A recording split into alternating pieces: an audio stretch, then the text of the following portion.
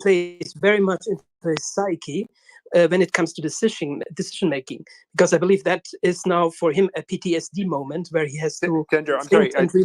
Tender, sorry to just break in. I'm so sorry. I want to provide some. So I think this is important. This is information valid. I don't know, Omar, if you brought this up, but Tender, if you want to answer this. So this is coming from Medvedev, the former Russian prime minister and president, also very close to Putin personally. He said, "quote," and this is coming from RIA, the Russian state media.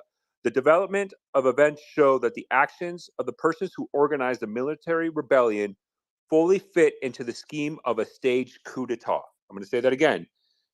Medvedev, who is tied to, he was still in the Putin administration, he was a former president and prime minister of Russia, is claiming what Wagner is doing is, and this is the quote, fully fit into the scheme of a staged coup d'etat. Go ahead, Tender, if you want to answer. Sorry, say that again. Are you talking about Medvedev's comments, are you? Right, correct. That he's referring this as a coup d'etat. Yeah. And again, he calls it a current military mutiny. And he also says this current armed rebellion is well thought out and planned operation, the purpose of which is to seize power in the country. And that kind of goes to comments of David that we had on stage earlier. It's just hard to still say this is all staged. But sorry, who was speaking? You were going to also? Let me choose someone. If Tender wanted to, I just cut off Tender. So if you wanted to, yeah, Tender, go ahead. Let you finish off, and then we'll go to I was almost finished. Like I said, Putin was already in this situation, only on the other side of the fence, and now he's the one not returning the calls. But I still believe that this pretty much also bothers him, and that will also make a mark on him when he's now facing Prigozhin, because I think Prigozhin is a very strong man, and I think he's now breaking apart Putin in his mental state. I think he's not really 33 hours. I think he's still not very stable, and I think that plays also a big toll on his decision-making process. Distributing water to people. It's believed that sorry, just bring up Suleiman's co-host. Alex, go ahead. And also, if there's any new updates, just please jump in, interrupt us, and let us know. Which we know. Yeah, I'd like to hop on just a couple of things that Jessica said, and also let's just separate, fact from projection and speculation, right? So there's some reports indicating that there are Wagner forces in the Moscow Oblast, right? How many forces that is and what that actually means is kind of unknown. But what we talked about earlier was the fact that Prigozhin's going to need support. He's going to need to be resupplied. There's only 50,000 troops. It's about speed and seizing the initiative, right, to sort of take control if that's exactly what is going to happen. So I'm going to drop in the chat section. There's a wonderful institution called the Open Minds Institute that does public opinion polling. And there were some assertions earlier that there's no support for Wagner or for Prigozhin.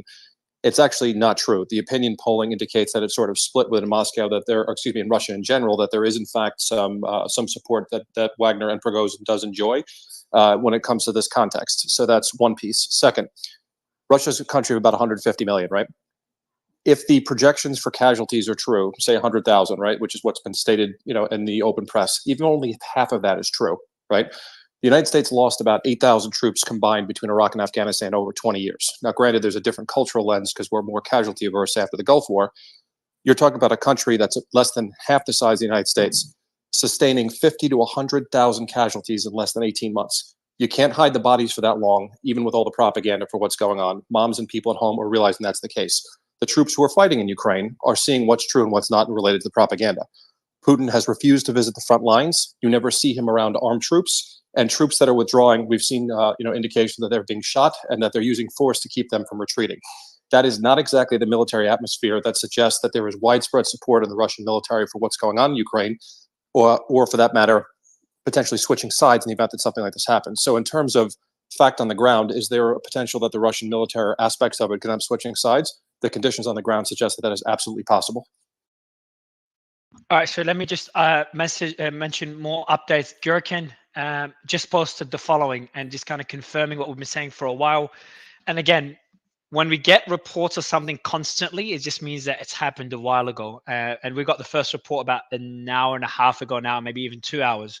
So an hour and a half ago, 2 hours, we got reports that Wagner forces entered Moscow Oblast, which is the region. That means they were 2 hours away from the city.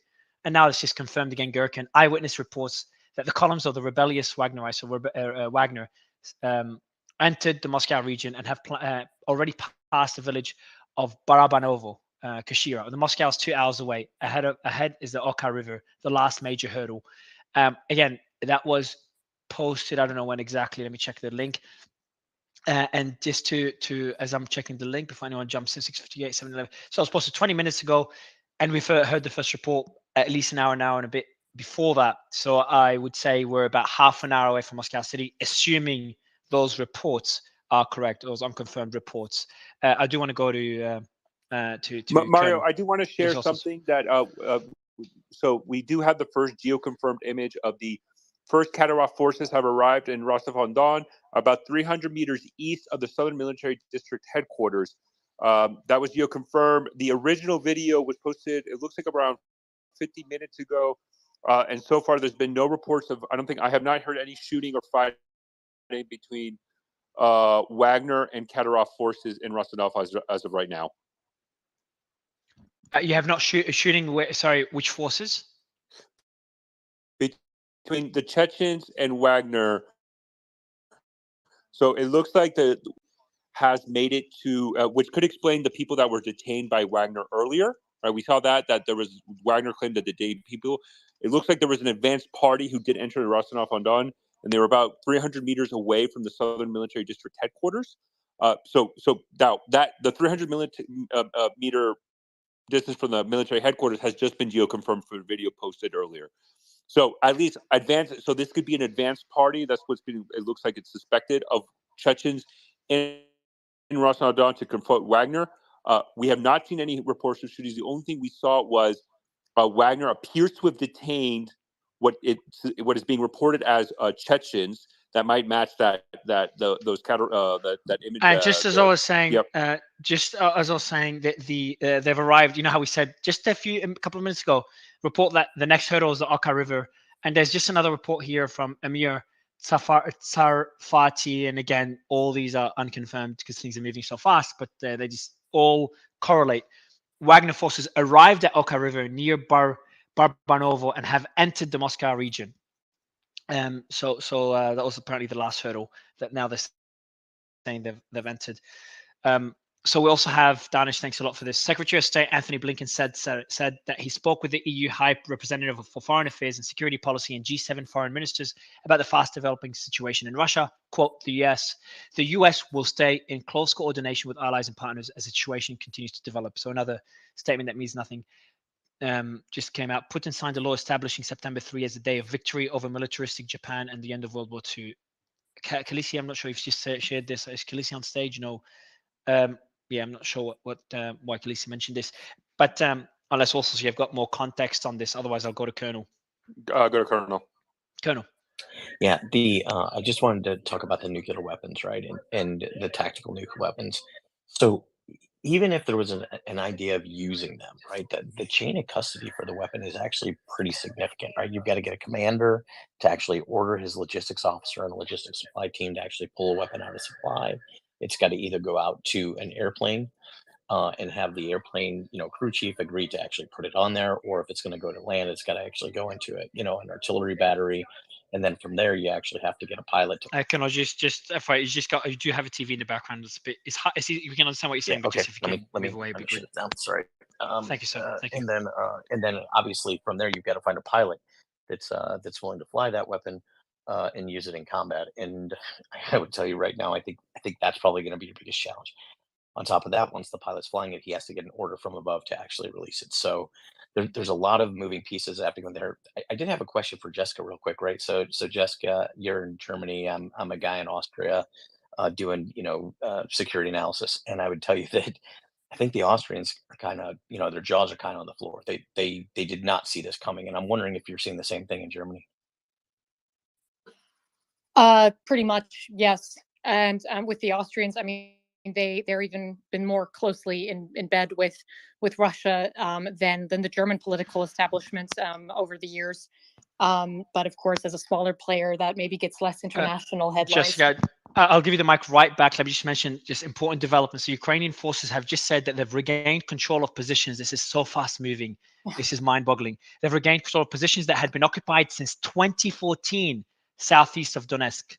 That's according to the Ukrainian forces. Also, CNN citing sources said the Biden administration, unsurprisingly, held emergency meetings to assess events in Russia that surprised U.S. officials. Again, that surprised U.S. officials. According to various sources, U.S. and European intelligence officials did not expect Prigozhin to move to storm Rostov, and we're way past Rostov now. We're talking about the Kremlin. And okay, so we have acting head of the LPR, Mr. Pasechnik. Do you know who that is? Also, can you give us a bit of context? Yeah, he's the leader of the LPR. Very, very pro-Russian, very heavily involved since 2014 in Russia's campaign. How powerful? I mean, he's not as influential as like senior figures within the Russian Ministry of Defense. Okay, so I urge the Russians not to follow criminal orders and not to take the path of rebellion. Quote, order and unity of command, unity of the front and rear, solidarity around the president, Putin, our supreme commander-in-chief, is the key to our common victory. I urge everyone who's pushed onto the path of rebellion not to carry out criminal orders, not to commit crimes against the people of Russia. He wrote that in his Telegram channel. We also have Lukashenko held 2 meetings against the backdrop of events in Russia with the leadership of the power bloc and the military. The press secretary of the Belarusian president told RIA Novosti. And we have, according to Flash News, this is unconfirmed, Prigozhin has enlisted support of Surovikin and is transferring groups of mercenaries from Syria to Russia. We've seen those reports constantly reported, debunked. That's according to Russian media now. There's currently no official confirmation of the information. It's also reported that the leader of the Wagner PMC and the commander of the Air Force, Colonel General Teplinsky, are on the side. Again, that's all unconfirmed. This one, unlike the previous pieces of news. I do want to go back to the most important thing I just read. Ukrainian forces have said they've regained territory south of Donetsk. That's been occupied since 2014. So I apologize for interrupting you, Jessica. I'll give you the mic back. But we'll interrupt you again if there's more developments. I do apologize. No, absolutely no need to apologize. I am looking for the breaking news updates as much as anyone else here. Quickly to the news you just shared. Let's remember, for the Russian regular army right now, what we're not hearing are valiant calls to arms for these guys to stand up and kick Wagner's ass. That's very much what I'm not hearing. These pleading, oh, please don't engage in any sort of terroristic or treasonous activity. This sounds pretty desperate to my ears. And again, I think what we're going to see a lot of is simply regular Russian forces who are not willing to maybe join Wagner, but who also aren't willing to stand in their way. And by simply stepping aside or hiding, that will already be playing into Wagner's hands. So watch that space. And yeah, absolutely. I mean, all of this uncertainty, broken morale, broken lines of communication and trust up and down the Russian front lines, this is only going to keep giving Ukraine opportunities. And they're smart, as we know very well. They are not going to overplay this, but when they see a weakness in the line, they're going to exploit it. News, so we can hopefully expect more good news there in the coming hours and days. But back to the Colonel's question. So yes, absolutely. Political Germany, Berlin here is caught by surprise, like everyone. But I think in contrast to Austria, as Tendar and I also mentioned earlier, as Germans, we do have this very recent memory of the world changing and the country turning and dictators toppling literally overnight in our case. So this is something in the living memory of Germans. I was also just a little kid when the wall came down, but I still remember it. It's actually my first political memory. And this is really also, I think, going to add wind into the sails of the stronger Ukraine allies within the German government and within parliament. This is basically showing that those of us who stood with Ukraine from the beginning and called for a stronger line against Russia were right. It also encourages Scholz and his crew that as they've been coming more strongly for Ukraine, that's a positive development. And it is a huge slap in the face to the Vatniks and the Russia apologists and the Russian collaborators in this country. So this is also, even though folks are surprised and still getting their bearings, this will be, I think, a positive push in Germany's support for Ukraine. But also, we have to point out that the nuclear threat that I obviously earlier said I think is completely unfounded and overestimated and exaggerated. We do have new updates, sorry, go on. but do apologize, Jessica. So now we've got dozens reports and video of dozens, thank you, Khaleesi, for sharing. Dozens of militiamen landed near the bridge over the Oka River near Serpukhov. So Serpukhov is less than 2 hours away from Moscow City. We don't know when this exactly happened, but again, just fits the various reports we're getting that Wagner's forces are in Moscow Oblast. We had reports that they're in Moscow City, or they've been seen near the Moscow and the borders. I think Piotr mentioned the outskirts of Moscow City, but we have not had. We personally didn't receive any reports of that other than Piotr's comments and sources. So just an important update there. I do want to go to Russian bridges in Paraguay. So Bracken, Mr. Ruski, first time on stage. Would love to get your thoughts on what we're seeing so far, and the rapid, the speed in which things are evolving and escalating. Hi, Mario, was that to me? I'm sorry. Yes, sir. Yes. Oh, hi. So I was listening to you guys last night, the discussion about Rostov, and then all of a sudden Smolensk was mentioned, then activity in Kursk, and obviously Voronezh to the kind of northeast of Ukraine, where Prigozhin was kind of going through or heading towards Moscow. And it made me think of the many people don't know there's 4 nuclear power plants in these areas, in Smolensk, in Kursk, in Voronezh, and in Rostov. And we're talking about who's going to have control of Russia's nuclear weapons, or who could potentially get control of those, and how that could potentially escalate. But we've got these nuclear power plants that we've seen, with Zaporizhzhia nuclear power plant in Ukraine, has been a real challenge for Ukraine to try and recapture or regain control of that. I think it's just dropped. Austin, I'm going to ask you the same question. Just get your thoughts on the rapid development of everything we're seeing. Hey, Mario, I'm going to bed in a minute. Can I just say a final thing? Yeah, of course, Kim. Yeah. Of course. And just hats off to you, Kim. You've been with us since the early stages. Yeah, so I don't know how you're still awake. I'm getting a bit tired with the NATO fan club on the stage. So let me just give everyone a thought that I want to leave you with. Let's just assume for a moment that Prigozhin is successful with taking Moscow. Do you really think that Putin will hand over Russia to a group of mercenaries that may have sold themselves to a higher bidder? I don't think so. I think you should seriously consider the scenario that this turns into the end of the world, and not sit here and try and celebrate that this is happening, because this may backfire big time. And I wish everyone a really good time with the rest of the space. Not the end of the world, but maybe the end of careers of Kim, Russia I'm coming. apologists. Kim, I'm coming to your place, by the way, Kim. As soon if this escalates, I'm going to your little little hideout not in New have Zealand. Enough time. You may not even be able to board a plane. So, wait, Kim, what would you say that? What would you say? So are you worried about the nuclear arms? Well, Putin has made it very clear in one of his speeches that a world without Russia is not a world worth existing.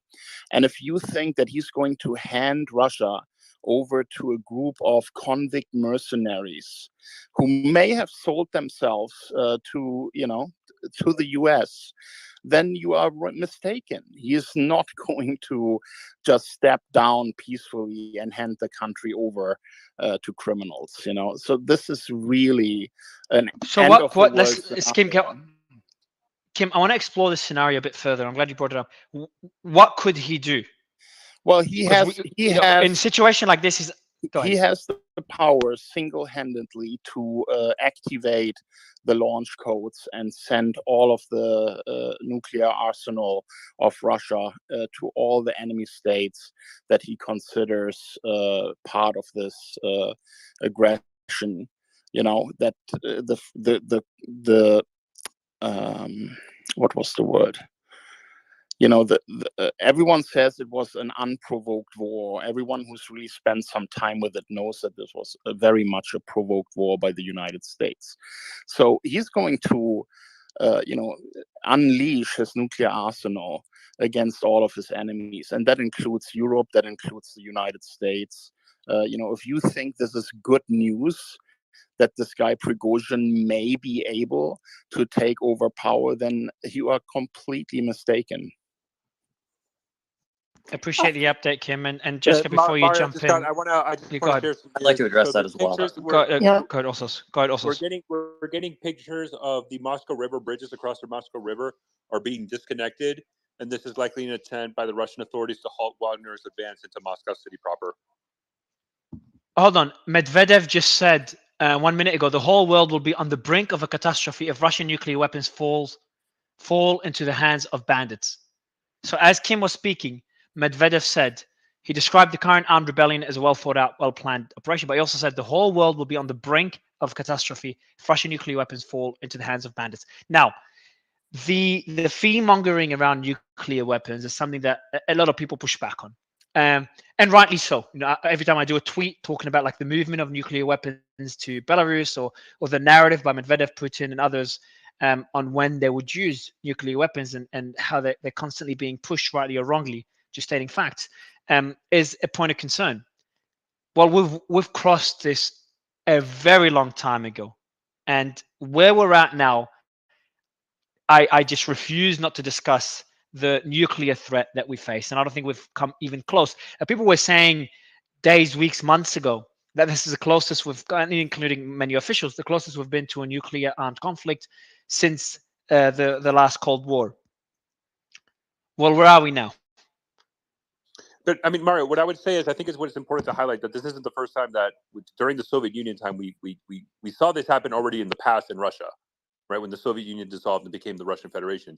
Not only that, a lot of the significant Soviet arsenal of nuclear weapons were in Belarus, Ukraine, and Kazakhstan, and then an agreement was to ship them all back to the Russian Federation. That's the whole Budapest Memorandum. But this isn't the first time. Russia has suffered intense periods of internal instability, not only with the dissolution of the Soviet Union, but also the failed coup of August of 1991 during the Soviet Union, and then what was it, 1993, 1994 against the Russian, quote, White House, which is basically their State Duma, when Congress and Yeltsin basically got into the dispute of who had powers and authority, and Yeltsin came on top. So again, I want to just be very clear. Of course, Russia is going to push heavily now, of Russian figures and government officials are going to heavily push this notion of nuclear weapons heavily all the time because they want to instill fear so people automatically back Putin. But this is a Russian problem. This is internal to Russia. This is Russia. Putin created Wagner. Let's be clear. The Russian state created Wagner. They created this monster that is now challenging the Putin regime. They created this Frankenstein. This is an internal problem of Russia. So this whole idea that we always talked about Putin plays 4D chess and blah, blah, blah. Well, you created this, and this guy's going after you, and now he's in the doorsteps of Moscow, and you have nothing to stop him. Also, this is on you, Russia, period. Question. Yeah, and also, this isn't a 007 movie where some lunatic tries to take control and blow up the entire world like people like to think. I think it's really dangerous the way they spread these rumors, these conspiracies. I agree. Yeah, that's absolutely right. And I think Kim just jumped off, unfortunately, because I wanted to push back on two very specific points he tried to make. Number one, exactly, this is not some evil Bond movie where Putin can just push the red button, cackle, and blow up the world. As one of the earlier speakers said, and as also a colleague of mine who's literally been working on Russian nuclear observation for the last 25 years said, there is a long chain of command and logistics to deploy a nuclear weapon. So even if Putin wanted to do it, it would require every link in that chain of command to be on his side and to follow through. And that is not a given. And the second sort of fear-mongering point that Kim was making, that Putin is not just going to let Prigozhin into Moscow, he's not just going to let him seize power. Well, no, of course not. He's fighting back. He's trying to save his hide. The point is not whether or not Putin lets him do it. The point is, will he win or lose? And will enough people come down on his side to help him fight off the threat from Prigozhin? But it's not a question of Putin, the all-powerful, deciding whether or not he lets Prigozhin live or not. He is running scared. If you've seen his body language in his usual speeches about the war, about NATO, about his usual boogeymen that he likes to rant about, his body language, his presentation in his comments this morning were totally different. The man is scared, and he does not know what's going to happen, and he does not know who to trust. And in those conditions, he's going to be making mistakes. So this is not a situation where we need to worry that actually, Putin let is me going to just read destroy some the breaking world. news. Sorry, I just want to read some breaking news because I also saw this break on BBC and all that. So, and this is just straight from the mayor of Moscow, right? He said this, and I'm just going to read it all for everybody. Dear citizens, a counter-terrorist operation has been declared in Moscow. The situation is complicated. In order to minimize the risk, I have decided as part of the operational headquarters to declare Monday a non-working day. So a couple days from now, with the exception of the authorities and enterprises of the continuous cycle, the defense and industrial complex, and the city service. Please refrain from traveling around the city as much as possible. Traffic closures in individual neighborhoods and on individual roads are possible. Inform the 112, which I assume is their 911, in good time about abnormal situations and incidents. The city services are in heightened alert. That's the statement from the mayor of Moscow right now. Well, that's one way to try to get civilians off the battlefield. And more than anything else, I think Jessica's right. And let's point out a couple things because we have to be honest here. The same people that are pushing these conspiracy theories spent last weekend trying to convince everyone that National Guard annual training movements was somehow the United States preparing for some war. Like, we're still waiting for that to happen. I mean, this is not serious adult analysis. And Obama was creating FEMA camps to back, imprison Americans. Let me just push back. It's constant. I mean, the question on that, what I've been hearing for a year, maybe longer, is from pro-Ukrainians that essentially Putin is a risk, or Putin is a risk because he can use the nuclear codes at any time. And now or Russia can use it at any time. And now we're saying that this is highly improbable. That's fine, but I just want to highlight that that's happening. The second point is a more important point. It depends on who's, but this is just my opinion. It depends on who's behind it. If this is Prigozhin being rogue, then that is of concern because you've basically got a rogue bandit who are extremely right, who believe that Putin has not been aggressive enough in the war and and Russia should be a lot more aggressive to Ukraine. They don't agree with Putin's comment that basically Ukrainians are Slavic people, and there has been a number of instances in the war where Putin has held back. So if this guy takes over, Ukraine should be more concerned because this guy's going to go full in. But if it's the case that basically NATO or America behind it, then yeah, then there's less concern. So just a bit of an update here from Fightuk's. Security measures are being strengthened at a number of entrances to Moscow. I know we've been hearing this for hours now, but we're seeing more videos. And this one, a checkpoint with a grenade launcher and an armored personnel carrier has been set up. Essentially, every single video of these checkpoints has literally barely anything. This one has a machine gun, 2 personnel. I don't see the armored vehicle. I see the armored personnel carrier. The crazy thing is that we're not seeing the Russian Air Force, and we're not seeing any significant equipment whatsoever on any of the checkpoints that we've seen so far, or any other videos of military movement in Moscow. Unless someone has those videos, I haven't seen anything. Elijah, I want to ask you the question. Good to have you for the first time on stage. Where is the military? Where is the National Guard? There just seems no way that Wagner will be stopped based on what we're seeing right now, unless something changes and changes fast, especially relating to the Air Force that can act the fastest. Yeah, well, I think that's good evidence that Western media has a huge misconception on what's actually going on. I mean, the amount of people probably that are pro-Ukraine, pro-Wagner group that, fell for the lies about the vaccine preventing transmission, or even fell for Ghost of Kiev, Snake Island. I mean, it's been misinformation about this war, disinformation. I know Malcolm Nance was in here earlier as well, and he's famously was in Ukraine and was telling everyone to stand by and put on some show about bombings and cruise missiles, and thank him for his service. But the Western media has been disingenuous, especially even with the deplatforming of Russian media. It's our own fault, right, with the banning of so many different Russian platforms. Just a question. Sorry to interrupt. We are getting more footage. I'll be mentioning that shortly. But Elijah, the question is, I want to ask a question again. But just on the reports of the limited forces protecting Moscow from the advancement of Wagner, I would love to get your thoughts on that. Is that catching you by surprise? No, it's really not, because the way that Putin goes with negotiations. I mean, we're heading on 24 hours. so he's probably got a 48-hour maximum. But not only with the speed the Wagner group is moving would mean that there's probably not a huge amount of time to mobilize troops, but you got to realize a lot of the Russian military is already mobilized fighting in Ukraine. So this is going to be a complication. But this also just shows that probably the intent of Putin is not to wage an intense ground battle with armored divisions and artillery that's going to destroy the capital here. I mean, if he has any sort of plan, then it may be, through the Air Force, through bombing the convoy, or perhaps there's something else here. I'm trying to say, like, genuinely, that we're not seeing. And clearly Putin's not trying to engage in a ground battle using checkpoints and, having shellings inside of the city. I mean, that would be an ultimate defeat for him if you're going to see Moscow being, leveled or razed to the ground like you've seen in eastern Ukraine. I mean, it's just not going to help him in any way. Colonel, I'd love to get your thoughts on that same analysis on where that resistance is. Where is that support? Where is that Air Force? Where is the National Guard? Where are the tanks? I haven't seen one tank yet. I know there is, but I haven't seen any tank on the checkpoints yet. I'm sure there is, but where the fuck are they? Colonel? Yeah, to be fair, it's going to take, the U.S. is on a 72-hour ATO cycle, air tasking order cycle. To think that pilots can just walk out to jets and they're going to be armed with the right assets and be able to go fly missions immediately, and that the pilots don't need crew rest, I think is a false narrative.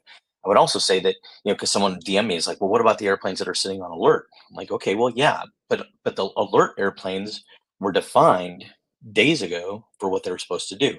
Those alert airplanes most likely were configured to do air-to-air assets because they were intended to actually go into Ukraine. A day ago, as Mario Nevros said, hey, I woke up this day and it's completely different than what I imagined. So alert airplanes are sitting with AA-10s, AA-11s, AA-12s, all these air-to-air assets because they were expecting to go against, MiG-29s and Su-27s of Ukraine. They weren't expected to do air-to-ground stuff in their own country. So dropping all the weapons off there, putting up new weapons, all this takes a lot of time, right? And the one thing I agree with the previous speaker is once Wagner's in the city, you're not going to bomb them, right?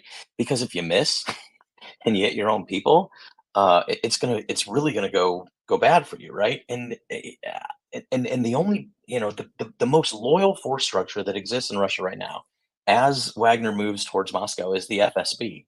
And the FSB might have machine guns and they might have some heavy weapons from a personal perspective, but the FSB doesn't have tanks. They don't have armored personnel carriers. They don't have assets like that could stand up. They might be loyal and they might fight, but they're going to be heavily outmatched. So, hey, Mario, and by the way, Casas, I'm glad you're here, and I'm going to get to you shortly. For those who don't know, Casas Belli, you'll see him as backup.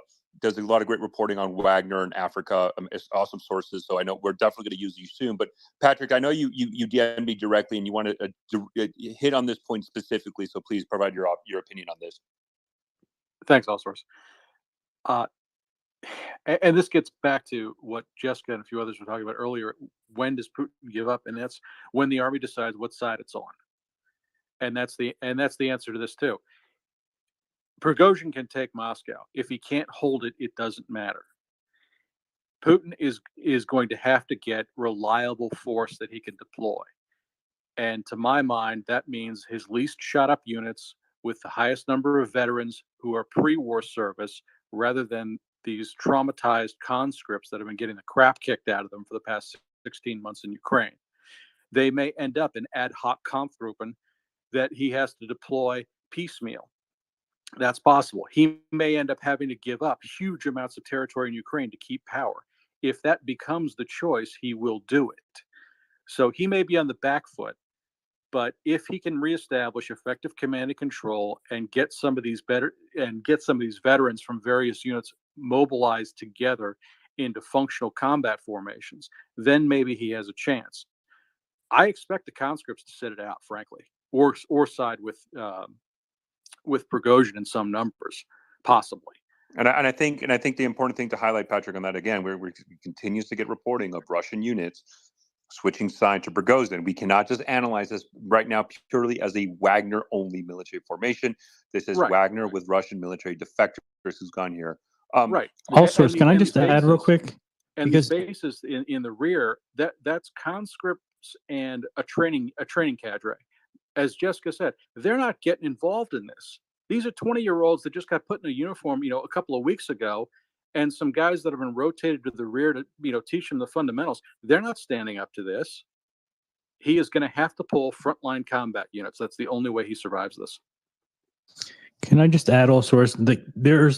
Although Putin has a high approval rating, and independent surveys have been done, and it's closer to 50% than 80%, but people aren't ready to die for this man, and that's the difference. While I don't see the military joining Wagner, I see them not siding at all, right? I see them just moving out of the way. I see citizens just moving out of the way. They don't want to die for Putin. That's my sense that I have. And I think that's an important aspect to highlight between military effectiveness and military loyalty. And I think that kind of explains a lot of the situation we're seeing on the ground. But Cassius, I do want to ask you a question. Earlier, in a couple hours ago, we got reports of Wagner was, pulling forces out of Syria and Africa to send them to Russia to fight. And you immediately, I guess you contacted your sources and said that you're not seeing any report. I was just wanted to see if there's been any updates, and just generally if you can explain what your sources are telling you in Africa about Wagner activity there, and if there's any changes on your assessment that they might be heading to Russia. Okay, thank you for inviting me. Just to introduce myself, I've been working with different projects, among other, always on Wagner project, which led to sanctions against the Wagner group. And basically, the statement I've seen on Twitter was the Wagner group was transferring its troops to Russia to support Prigozhin, etc. But the reports are actually false, because we have a lot of people on the ground in Africa, in Mali, in Central Africa, and other African countries.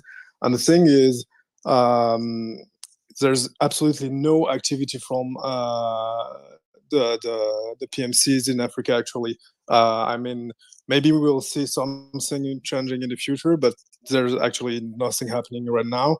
And the thing is, I think it will be very interesting to keep an eye on what's going on in Africa, because either Prigozhin failed in Russia with his coup attempt, either he win, and I think it will be reformed.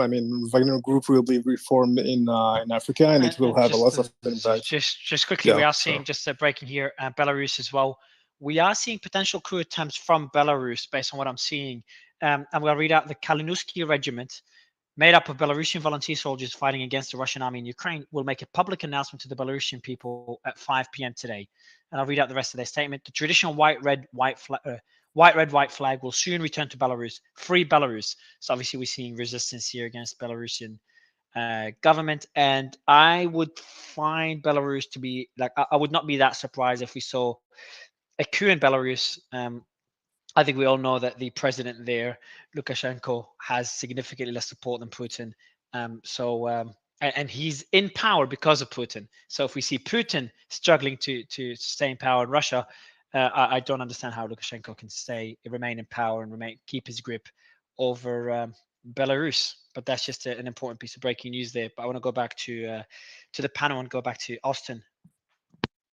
Yeah, a couple of things here. I took some notes. Number one, nuclear fear mongering has been an ongoing line that sort of Russian aligned sources have been, hitting again and again and again since the beginning of this war. Right? There were vague nuclear threats made about Finland potentially joining NATO. There were vague nuclear threats about the West supplying tanks to the Ukrainian armed forces. There have been vague nuclear threats about the West, in any of its arms packages. So this is nothing new. Can I say one thing, sorry, Austin? In all these threats, Putin has power over the Kremlin, over Russia, and is not fearing for his life. Just want to mention, this is the first time those circumstances have changed. But your point is still valid. Go ahead, sorry. So my point is that when it comes to nuclear threats originating from Russian supporting or Russian sources themselves, right? It's a very much a boy who cried wolf situation. If you make a nuclear threat one time, that's a serious sort of threat to international stability. If you make it 2 times, that's still the case. If you make it 135 times and nothing happens, then it starts to get into the realm of, okay, is this actually serious? Now, to your point about Putin himself being directly threatened,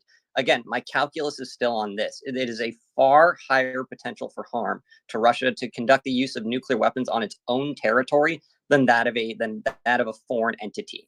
We have not seen Russian nuclear weapons usage in a tactical or strategic sense in Ukraine thus far. I do not see any sort of reality where we would see Russian nuclear usage on their own turf. That'd be a critical, dare I say, mortal loss of legitimacy for whatever side decided to do so in that endeavor. That being said, additionally, when it comes to Lukashenko, yes, I would agree Lukashenko's regime is far less stable than Putin's was. And what we do know is that nature abhors a vacuum, right? As we've seen previously, when Russian security forces have been focused on something like the war in Ukraine, countries previously friendly to Russia or currently friendly, whether they're in the CSTO like Armenia or Azerbaijan, take advantage of that. So I would not be surprised if we do see demonstrations ongoing in Belarus in the near future, depending upon how this shakes out.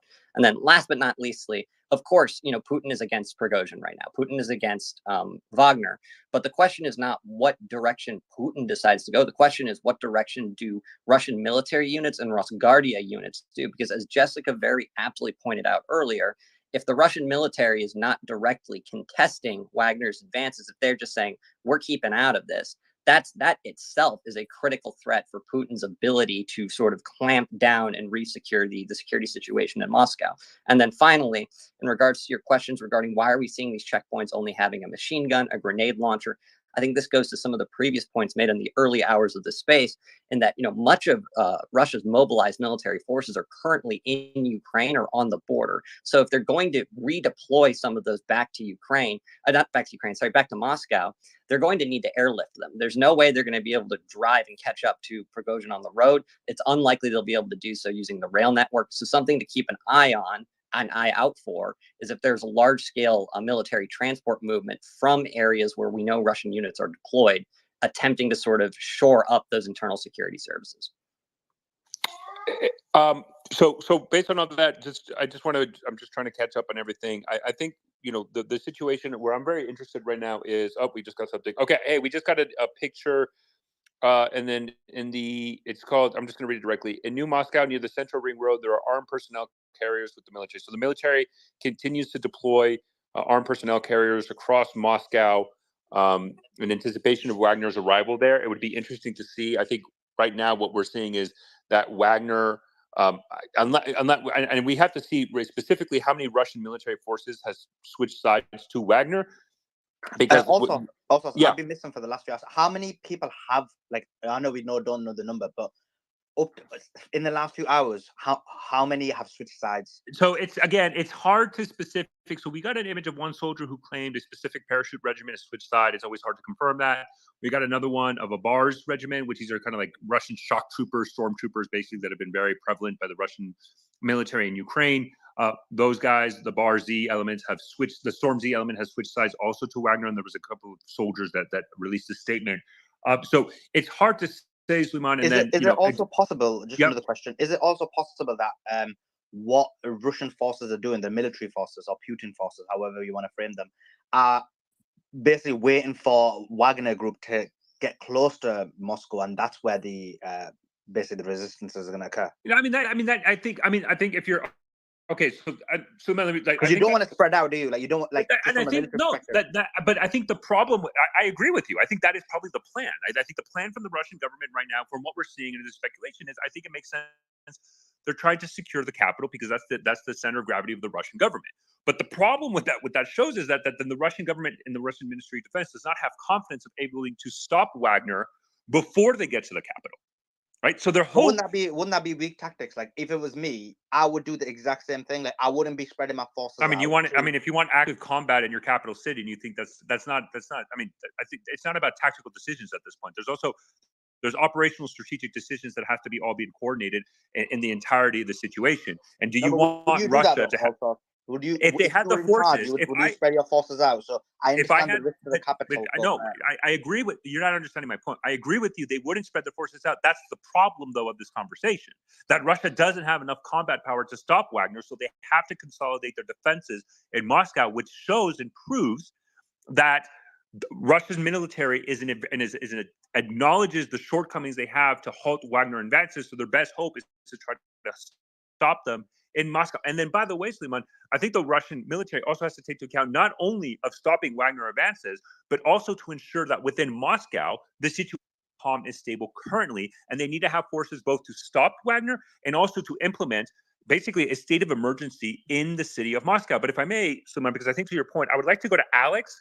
Alex, if you disagree with my whatever I said, please push back or please provide any comments, because I think this showing if Russia has to hold on to Moscow and fight in Moscow, I think that's kind of proving our point that Russia's military doesn't have enough to offer to stop Wagner right now. Yes, there are actually the comments you made and comments of two other previous speakers, I think, were sort of spot on in relation to one, Wagner in Africa, which I'll hit in a minute, but then also potentially what's going on with the Russian forces, right? So let's play out a couple of scenarios here. There has been a brutal frontline battle going on over the last 16 months. If the Russian forces were to withdraw from their positions to try to come back into Russia to take care of this force, right, they're going to leave that front line open for a Ukrainian advance just at the time they prepared for a counteroffensive, right? So that's the first point. The second one is, are they sitting on the sidelines, like you said, because they're not sure who's going to win, who's going to, and how this is going to play out? Or someone made a comment earlier, which is not infeasible, and is that Putin, is he attempting to negotiate or de-escalate this before he has to commit military power because he doesn't want to pull the troops from Ukraine, right? And he doesn't want to do that, or he thinks he can take care of it with the forces that are available to him. Any of those are certainly plausible scenarios. But one thing is clear is that we're not seeing wholesale military movements against it. And whether we've seen a couple of reports of, Moscow Oblast, I think if there were significant numbers of forces, we'd likely have seen cell phone videos and that kind of stuff leaking by now. Right? So that's one. Regardless of how this plays out, I do want to hit one point as it relates to Africa. And the secondary and tertiary effects of what's going on now, regardless of how this plays out, could have a significant impact on the continent. If this continues to go, and if the forces in Africa, the Wagner forces, which by all accounts have not begun any movements, and they usually do, as previous speakers mentioned, rely on the Russian Air Force for transport, end up seeing more comments from them, supporting what's going on or things of that nature, and Wagner has to be reformed.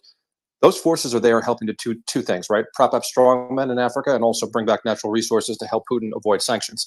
So what do you do at that point? Do you end up, pulling them? How big does the reform go? And what does that look like for the stability of African nations where those dictators are being propped up? So the third order effects from this could, transcend well beyond and into the African continent. So actually, Kostas, can I ask you a question specifically? Why I want to use this specifically, Kostas, is have you seen any comments right now? So the main areas where we know that Russia, Wagner operates is Mali, the Central African Republic, Libya, and other, obviously other sub-Saharan African countries. Have you seen any official statement from any African country where Wagner is present on the situation currently in Russia? I didn't look at a lot on African statement at the moment, but I'm sure there's some countries who probably have shared their through about what's happening now in Russia. Thing is, you have to understand that Wagner is not only about saying PMCs on the ground in Mali and trying to find some terrorists, etc. It's also about influence operation on the internet. As I've been working on it, we've seen a lot of Wagner operations on Facebook towards local populations because they're trying to push them to support any new leader which is favorable to Moscow, and basically that's it. So the thing is, all this event happening now in Russia will have a lot of consequences on what's happening now in Africa. Of course, it's a direct threat to Europe, because if there's more instabilities in Sahel, in Mali, in Central Africa, we will have lots of more troubles coming in Europe in the future. The thing is, there's a whole, how to say, whole shadow war happening now in Africa, and that's basically what I wanted to say. But I just wonder how it will end, and it will also have obviously an impact on Ukraine. So with that, I'm just trying to make sure that there's nothing. I think just for our listeners, what I'll do is just a quick rundown, at least like what we've seen in the last couple of hours, and then down the road we'll do a full update. But I think it's just important to highlight that the key aspects that we're seeing right now in the situation currently on the ground is two aspects. One, the main effort is clearly Wagner's advancement to Moscow. We are consistently seeing from citizens of Moscow, from Russian authorities there, video footage of heavy military presence in Moscow. Russian helicopters, military helicopters consistently flying. Earlier, we also saw reports of a lot of private jets leaving Moscow, heading away, clearly seeing that something is up and something is going on, basically fleeing the country while they still have a chance. So that's kind of the one main areas of focus that we're looking on is specific on Moscow. The other one is Rostov-on-Don, the city in southern Russia that was first seized by Wagner earlier this morning in Moscow time and Russia time. And there, it's the Chechen forces are reportedly trying to advance into Rostov. They are there. We haven't seen any reports yet of fighting in the actual city, but the situation there is tense. And there are some unconfirmed reports that Wagner Prigozhin has basically set up his military headquarters in the Russian military headquarters of the Southern Military District. So basically, it looks like Wagner may possibly, again, this is all unconfirmed right now, but it's possibly taken over and set up shop there to kind of anticipate any advances from Chechen or Russian military forces there. Elijah, I saw your hand go up. Please go ahead. Yeah, I think what's concerning here is just the United States' continual integration, including with all of NATO, into this entire conflict that has to raise suspicions for all of us. Obviously, an attack, an internal coup attack, an insurrection, like they said, January 6th was in the U.S., this being obviously a real insurrection, would be a total wild card that even maybe Putin wouldn't have expected that, we might have influenced. Now, that's not confirmed. We don't know that for sure. But I do know that the U.S. often does let the cat out of the bag, and they have a really difficult time not predicting their next move. I don't know why, but, they'll say we're going to make sure the Nord Stream pipeline, does not continue. And then it blows up, and then we deny that we had any involvement. And nothing's ever proven. And so, we've talked about how what we want as a nation is regime change. And while there's so many, postulates of why we're in Ukraine, most of which likely being exhausting the Russian military, if not anything, continuing the profitability of war and the strength of the US dollar. This is a very interesting move. I mean, we already had a regime change in 2014 in Ukraine itself. This is not uncommon, and this is what the U.S. ultimately wants, is to destabilize Russia. And, there's a lot of theories of that, but people like myself, I'm an American, but I support Putin and his military operation exceedingly far beyond I would ever support Zelensky, who's a puppet of the U.S. intelligence. So it's just kind of like a very interesting thing, because this forces Putin's hand, and I would say, if he acts incorrectly, people have to understand this. If he acts incorrectly, the result may be exactly what America wants, which is for him to bomb his own capital, for there to be war, for there to be shelling from Putin himself. Right. You have. I'll end on this. We have right here, whether they're criminals or not. The hand of Putin has already been pushed to whether Russians are going to start killing Russians, not Russians versus Slavs, not Russian versus ethnic Russians in Ukraine. But it's already, the fighting's been here. And I think it was just recently that the U.S. said this is where they wanted things to go. So I don't think there's any other thing to say. Let me provide some news. Sorry, and then please go ahead. So we got the first. We're getting images, and again, this is everything else right now is an initial, so unconfirmed. And what they're claiming is another large convoy of Kadyrov forces. They're saying about 200 pieces of equipment. It's just a picture, so there's no way of really confirming that. Is going from Mariupol to Rostov. Remember, Mariupol was the center of a huge fight in the initial part of the invasion, where the Avaz battalion is fighting for Russian forces. It was a very bloody battle where Russia finally seized it, but it looks like Kadyrov is pulling his forces from Mariupol to Rostov, which, let's not forget, one of the campaigns for the Ukrainian counteroffensive in the south. There's speculation that Mariupol might be one of the objectives. So they're pulling military forces out of Ukraine to deal with the situation currently. Sorry, go ahead, Mario. No, another update. I'm not sure if you've read it already, but we're getting reports an hour and a half away in the Ramenskoye district in Moscow Oblast. A convoy of military equipment also drove towards Moscow city. And there's a video there as well. Again, everything we just cannot verify, but we're getting report after report of the Wagner group getting closer and closer to the city. So, Ian, go ahead. Yeah, I just wanted to, I've been following up on all this stuff I missed since I was asleep.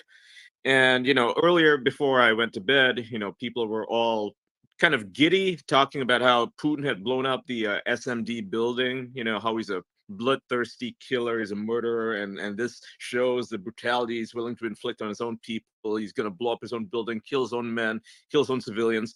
And I wake up, I check this thing, and it turns out it was just a flashbang that Wagner had thrown at the crowd to disperse them. Like, this is why you need to be careful, right? I just want to remind people here, be careful about reports that you hear. If you don't see something actually happening, for instance, the helicopter that was that had supposedly blown up a fuel depot. I don't think that was even the intended target, right? They were flying over the fuel depot. They got shot at by anti-air, and the anti-air thing hit the depot itself, right? I think that's what people are saying now. I mean, it's so fluid that you don't even know what's really going on. So, when you hear, oh my God, this building blew up or this helicopter crashed. Ian, can I ask you a question? And I appreciate you giving the other side as well. Why do you think there's been minimal to no resistance and now they're going towards Moscow City? I think they're just waiting for, reinforcements. There's no point in I think a lot of people in this space, on whichever side you stand on this issue, right, have pointed out rightly that Putin's forces, most of them, like the real regular army, they're stuck in Ukraine. They don't have the well, I'm sure they have some capability of defending the city against Wagner, but it's better at this point, I think, to stall and wait and try to deplete their forces on on their way here, right? I mean, on their way to Moscow, not here. Yeah. I think that basically they're consolidate, because as you said, and I think everyone agrees on the space really, that because they have minimal forces, they haven't consolidated in Moscow City as opposed to spreading them out. That's right. Yeah. I mean, especially if you have like few helicopters and you can't just be flying long distance. I mean, just waiting. Right now, from what we can see, they are being taken, there's shots being taken at the convoy, right? And it's taking out one vehicle at a time, two vehicles at a time, three vehicles at a time, on the highway. And that seems to be effective because, if they were to engage them full on right now, just like, all their forces face them, if they lose a battle or if they get caught up in a battle against one part of that convoy, I mean, the convoy is big and there's multiple convoys, really, not just the one that's headed to the city, right? There's multiple ones. If all their forces get bogged down in one fight outside, like really, really far away from Moscow, what happens when the other convoys show up using a different highway? Keep in mind that Moscow's geography. Ian, another question, and because I thought that they would, like, why would they not do this? And I think everyone pushed back against me before, but it looks like they were right. Why would they not? The best point is to basically blow them while they're basically traveling to Moscow City from the air. So why hasn't he done something like that where there's, he uses that something that he has in a much more stronger aspect compared to Wagner Group? I think a big reason for that is the highway is just full of civilians right now, and they want to limit collateral damage, right? They're only taking shots when they can see that it's like a clear line of Wagner, and then you see like the middle column gets blown up or something, and then like two vehicles, from Wagner vehicles get blown up.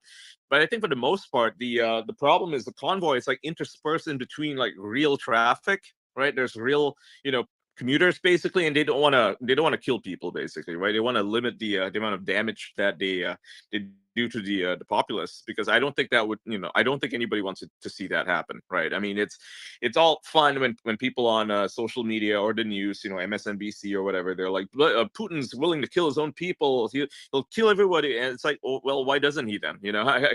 I've seen only restraint from him, and some people might call that weakness, but I mean, I wouldn't trust a leader who's facing a potential coup right now, like a successful one, killing his own people. Like, that would not work in his favor, right? I mean, he has to limit the casualties.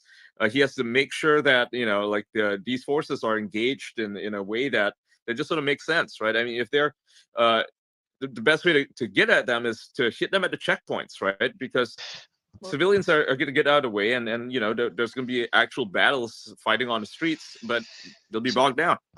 So we got a departure of another special flight of the government of the Russian Federation from Moscow, heading again north west, exactly the same path it just took off a few minutes ago, 15-20 minutes ago, and it's going on the same path as the other planes that ended up landing in St. Petersburg.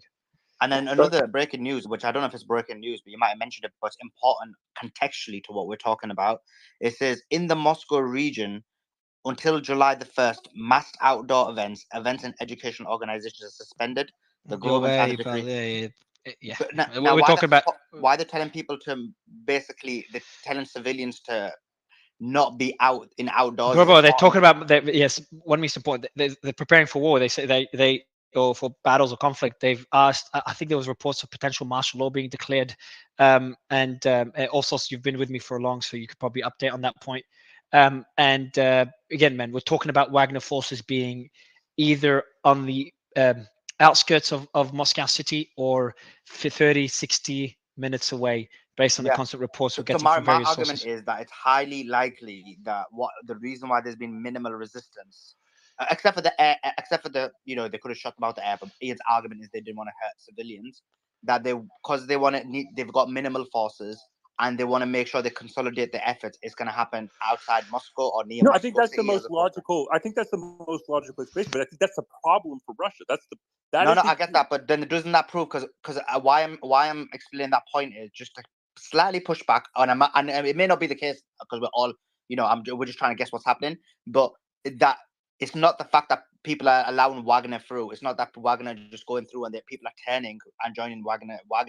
But in reality, the consolidated forces, there is going to be a fight between them, but it's going to be in Moscow where they're not spreading the forces out, where they're able to consolidate their army, and where you got the greatest chance to win. Like if I was in charge, that's what I would do.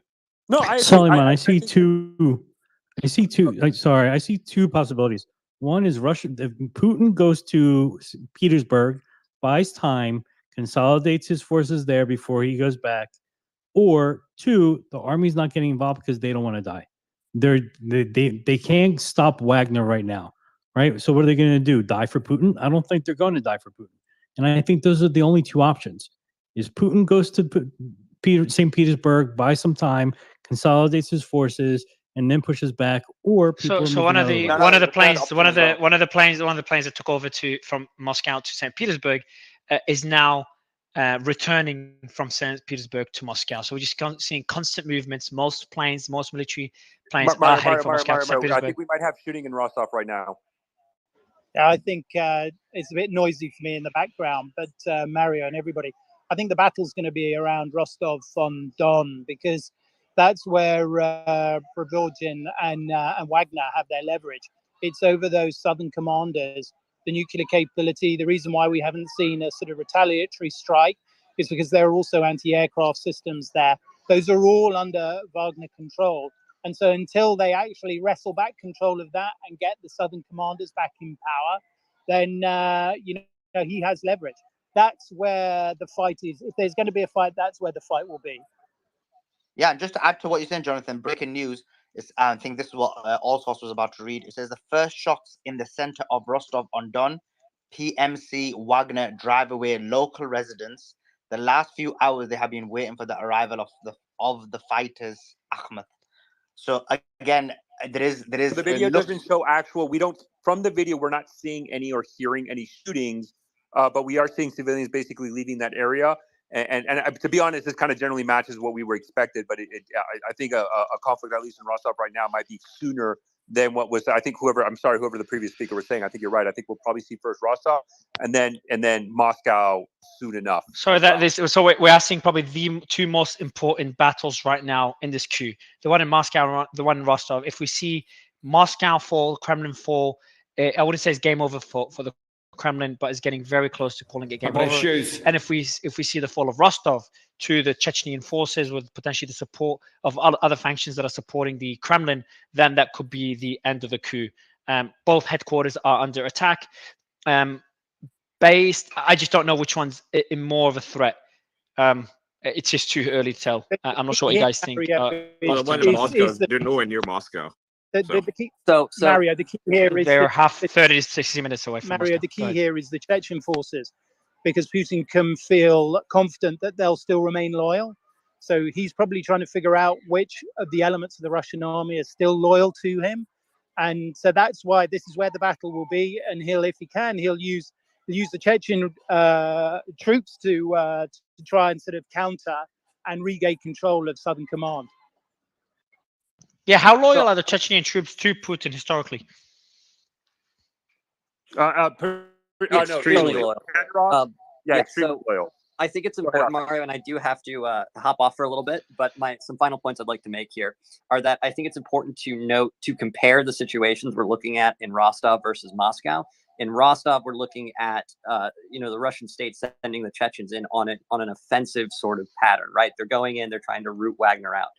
On the contrary, with Moscow, everything that we're observing seems the objective seems to be to delay. We're seeing roads getting torn up. We're seeing drawbridges being pulled up over river crossings. We're seeing checkpoints being set up. That is all in line with the idea that Putin is trying to buy time with Moscow. That's why we're seeing these flights to St. Petersburg. That's why we'll potentially start seeing redeployments into Moscow while Russian forces consolidate.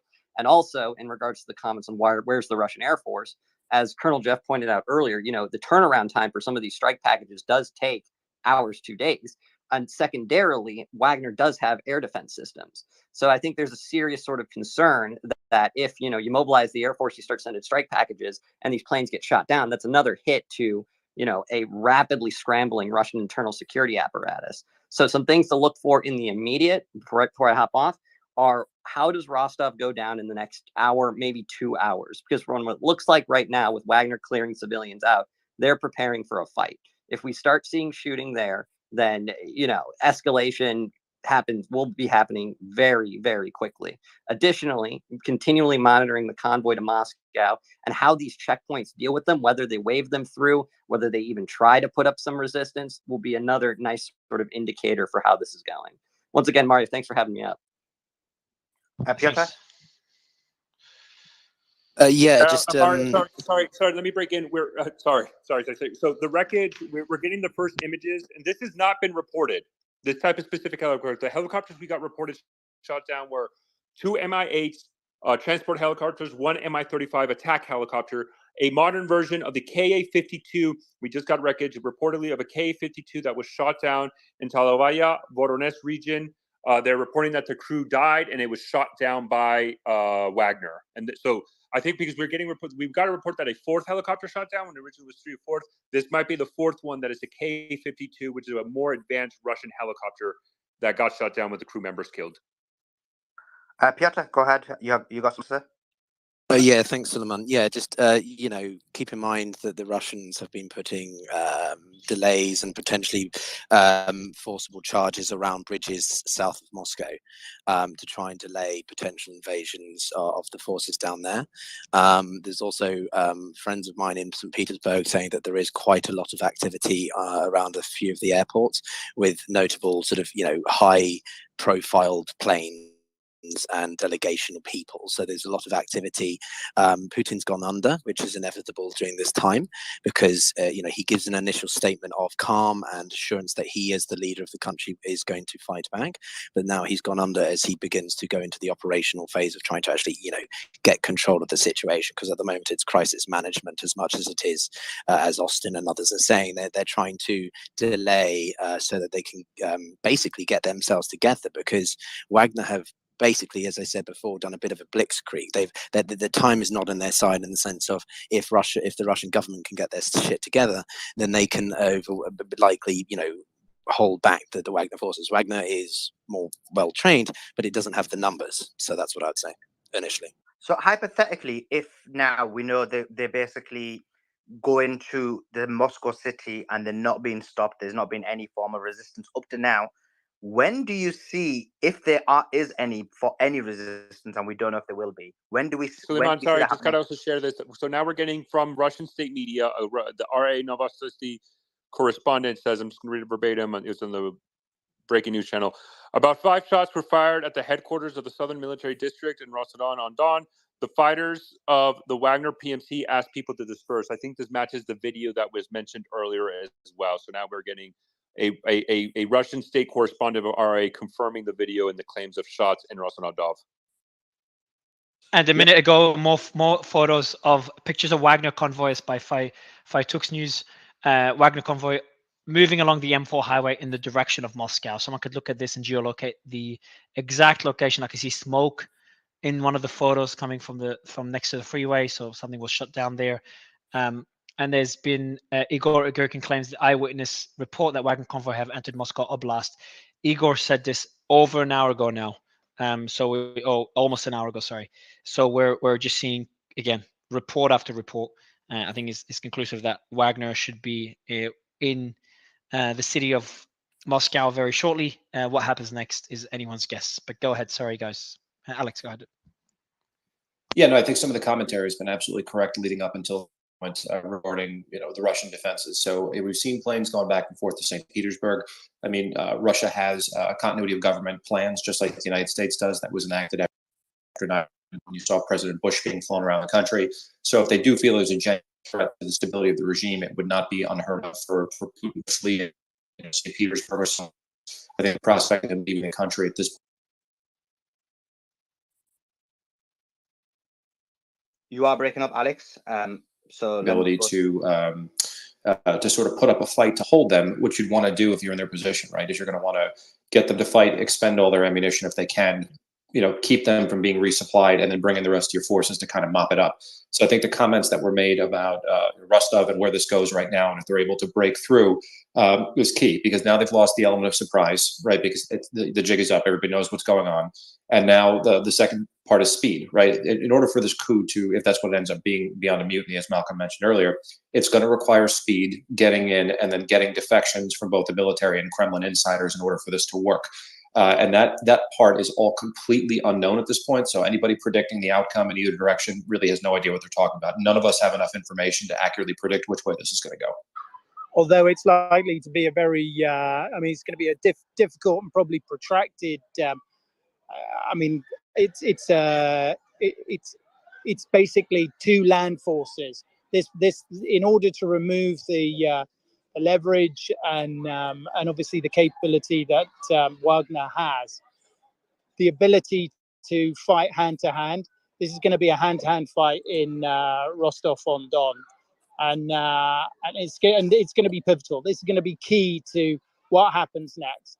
So if Wagner lose control of Southern Command, then they lose all their leverage, and then the Russian military, depending on who's still loyal to Putin, can move en masse, and that's with air power and all of the other systems that they have.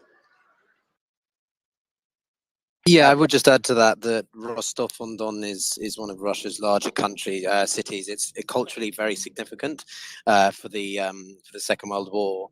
My family lives in Novosibirsk, which is the third largest city and industrial heartland of Siberia. But from what I'm understanding, much of the activity is just going to stay on this side of the Russian Ural Mountains. What I am trying to gain more information about is what's the general public perception of this in Siberia and further east, because the further east you go, telecoms disappears, infrastructure disappears. So the general sentiment towards the Kremlin varies a lot across Russia because of its size. So, and to what Jessica said earlier, Prigozhin is going to want this to be done with by Monday. Otherwise, Putin and him are going to be in a real, the next 24 hours are really going to be critical. And I'm not one to sensationalize, as you know. So things are going to pick up in the next few hours, I think, as the evening sets in as well. Hey, Mario, so War Monitor just tweeted this. I'm just going to read it for everybody here.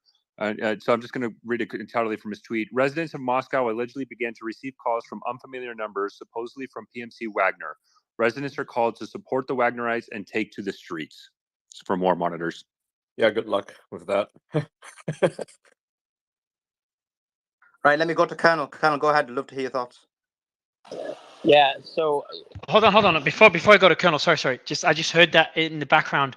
So also you're saying that residents are getting calls to support Wagner? Correct. So residents of Moscow allegedly begin to receive calls from unfamiliar automated numbers, or a person speaking? PMC Wagner. Is it automated or automated hold on, like on WhatsApp, because they use these WhatsApp bots. It probably is automated. I with the space, it's very hard for me to do both and listen, but it's probably automated, and they're basically demanding them to go to the streets and support the Wagner. Yeah, this is what the Taliban did when they were taking Kabul. They bombarded, they bombarded everybody with sorry to interrupt, Ian. there's unverified reports, again, from War Monitors, supposedly that Chechen troops are now in Moscow Oblast. So they're unverified. Is an unverified video that he's posted, but that's what he's saying. Sorry, go ahead. Okay, so we're seeing, hold on, we're seeing Chechen troops, according to War Monitor, both in Moscow Oblast, which is the first I hear of it, unless I missed it earlier, all source, and heading to the southern district as well. And I think they've arrived there as well. We heard a bit of shooting. I think only 9 shots, nothing too major. But we've seen the Chechnyan forces both in Rostov and in Moscow Oblast. Is that correct? I have not seen in Moscow Oblast. If that's breaking, by all means, please share it. That's just breaking from a minute ago. He did say it's an unverified video, so please do verify, and that's why we tried to be. And the video. Have you seen the video in terms of the convoy, the size of the convoy? Does it show or not? No, it doesn't. It's actually an internal video from the actual vehicle. I appreciate that. Sorry, you were going to Colonel. Go ahead, Colonel. Colonel, before I go to Piotr. Yeah, can you hear me? Yes, go ahead. Okay, perfect. Yeah, so there's 2 quick things, right? The first one is the chain of command underneath Putin has been severely disrupted. The expectation that he's going to be able to turn to his military and affect any kind of, any leaders that could affect some kind of stop to this in Moscow is challenging. Again, I say the FSB is decent, but it's not great. The second thing is, you guys got to help me. Look, I'm not a I'm not a Russian expert, right? I'm a Russian military expert. Rostov-on-Don is an important place because it's the head of the Southern Military District. But Putin just destroyed it. Like the building's burning. There's nothing left there. They could take the city. What I don't do you mean understand. the building's burning when it's literally standing right now? Where's the video of it burning? Okay. Did we not talk about it earlier that the Yeah, that building was wrong. was actually That was destroyed? wrong. It was a flashbang that Wagner threw at the crowd. Yeah. So that was a flashbang. No burning. Exactly. There was Okay, all right. Yeah, they never All right, attacked great. the building. Okay, so, Putin never blew it up or anything. The troops are still standing up there. Okay. Okay, so good. So that's great. And Ian, thanks for correcting that. I did not get that clarification. I'm sorry. But I still don't see necessarily all the value. Are they going to pull? If the Chechens take over that headquarters, what is the Colonel? Think about it's good to see you, by the way. Piotr, sorry. Let me break in for a second. I do want to provide, because this goes to the Western response. I guess the White House just announced that President Biden discussed the situation in Russia with the leaders of France, Germany, and Britain. The White House said. So I just wanted to provide that. And also we have sources close to the separatist leadership in Donetsk. The Wagner convoy that's nearing Moscow right now has about 5,000 fighters. So just to Colonel's point, think about it, Colonel. One second, sorry, Peter. Did you say that I just want to make sure you understood that you said that the Wagner forces going towards Moscow city only has 5,000 fighters? The ones nearing Moscow right now has about 5,000 fighters. Not much. So they've got other forces that are basically at the tail end. Yeah, exactly. The forces are scattered everywhere. We're talking about the convoy that's close to Moscow, potentially at the borders of Moscow city.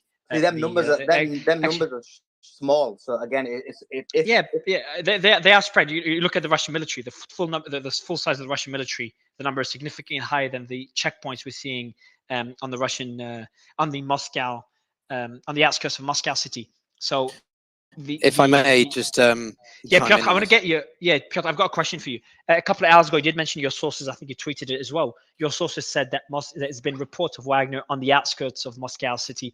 We haven't seen any such reports. We've seen them come closer and closer to Moscow city, but not on the outskirts yet.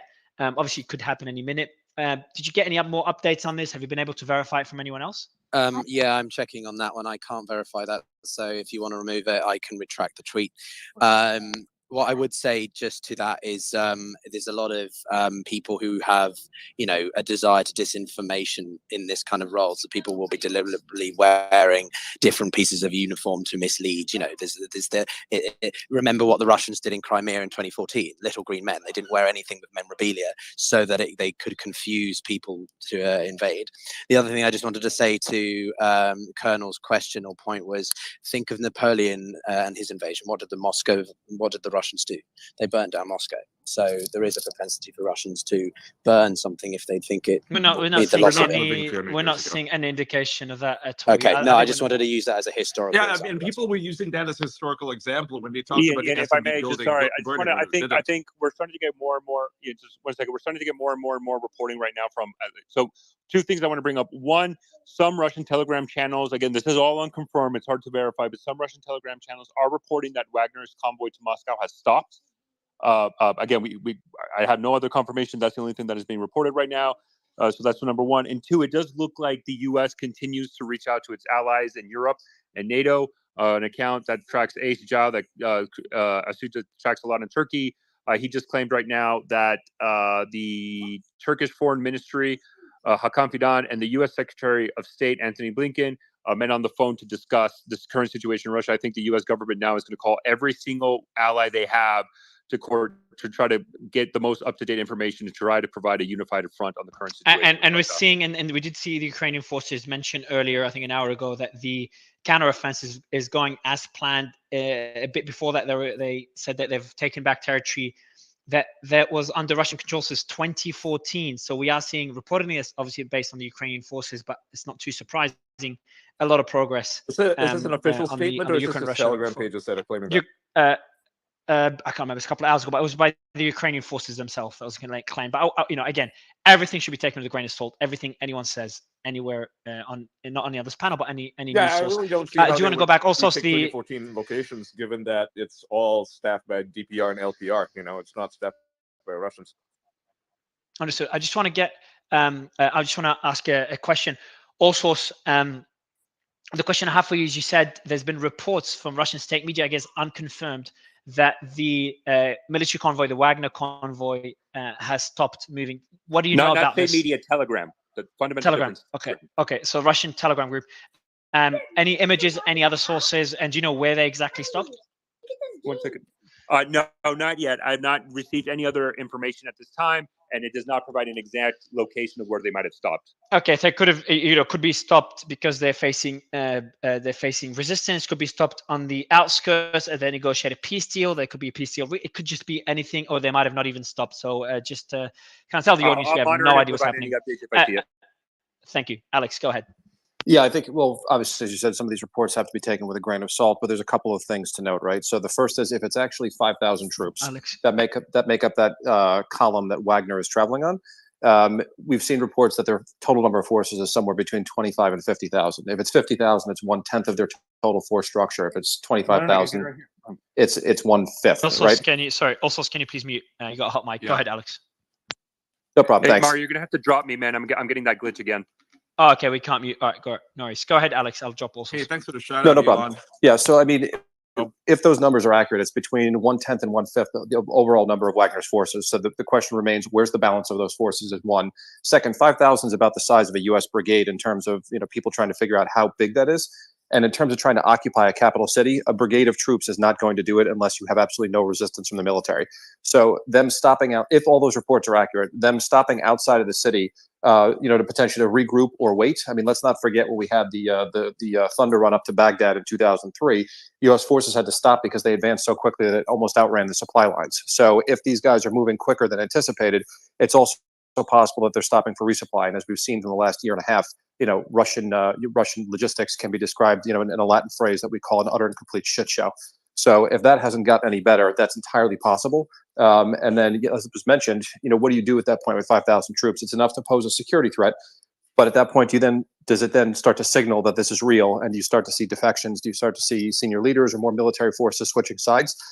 That, if this is going to go, that is the more likely of the scenarios. Trying to see this in open combat, if the Russians actually commit forces who are willing to fight, the chances of Wagner breaking through all of those forces is slim to none. This is going to require support. And again, Prigozhin knows that. So either he believed he was going to pick up support along the way, or he's had support in the background that people are unaware of. Otherwise, it doesn't make any sense. Alex, I agree with that. That's the question I had, Alex. If they've got 5,000 soldiers, which isn't a huge amount, could it also be the case that they're waiting there to basically have more people join them? And if they don't, then they're going to have to wait out a bit longer because 5,000 just isn't enough. We don't know if it's enough. Hold on, no, we don't know if it's enough, Suleiman. We've just been discussing and we've had multiple reports. Even though 5,000 doesn't seem like a lot, the resistance and the reports we're getting of the resistance within Moscow city, again, everything grain of salt. There's not much equipment there at all. And the main form of resistance that we've talked about for hours now is the Russian Air Force. There's been a few strikes came in, and then that's it. A handful of strikes, and that's it. But if the strategy, Mario, is which I was talking about earlier, if the strategy is that they've consolidated all their efforts in Moscow city, and so therefore they're waiting for Wagner to get there, then they won't have enough. This is the point I'm making, that it looks like from a strategic perspective, you don't basically disperse your forces, and then you will just be easily taken out. If you consolidate your forces in Moscow city, that's the best strategic move. Yeah, but we haven't seen. But yeah, you can consolidate your forces again. But the enemy's approaching. There's not much forces based on what we're seeing. There's not. So we do have a map. A lot of military bases are in Moscow Oblast, not Moscow city. Well, they've crossed the entire Moscow Oblast. Again, Moscow is not just the city; it's the entire state, and they've crossed the entire state of Moscow. Very little resistance so far.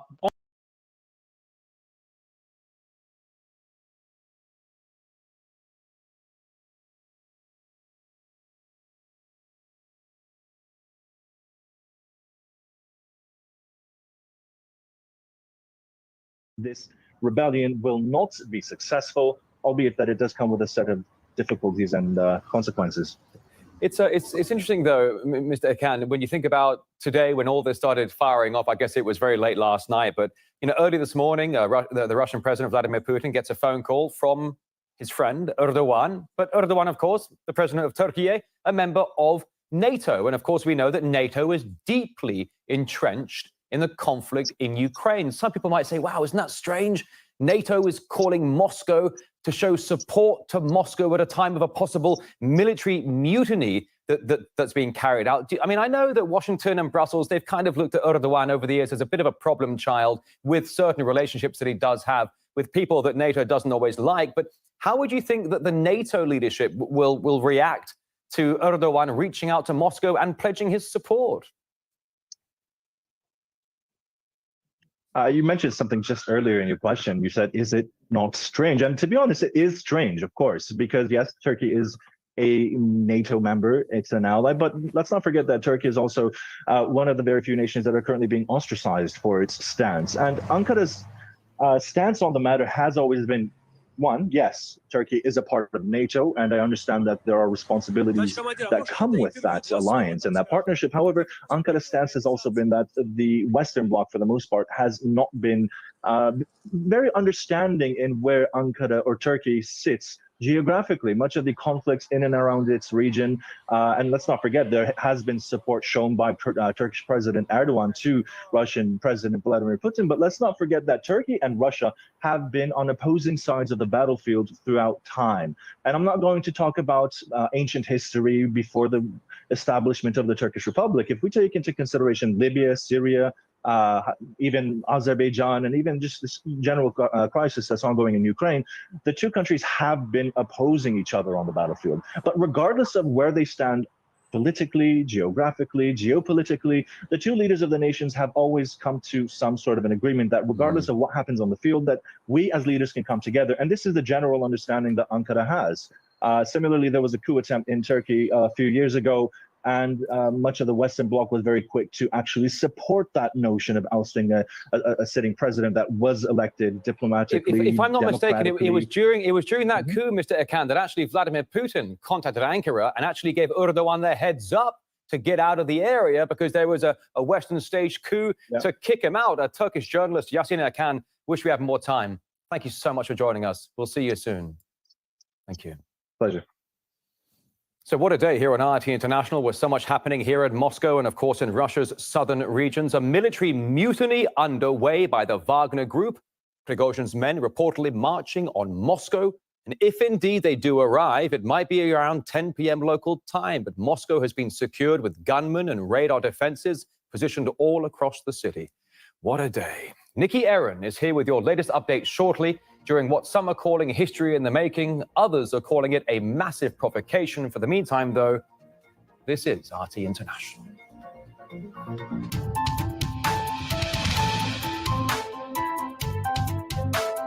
Hi, I'm Rick Sanchez. And, you know, I've been doing news now for, 30 years, 2 different languages, all over the world and here in the U.S. I've interviewed 4 presidents, founded a billion-dollar business, and I believe news should be honest, direct, and impactful. And that's why we call this show Direct Impact.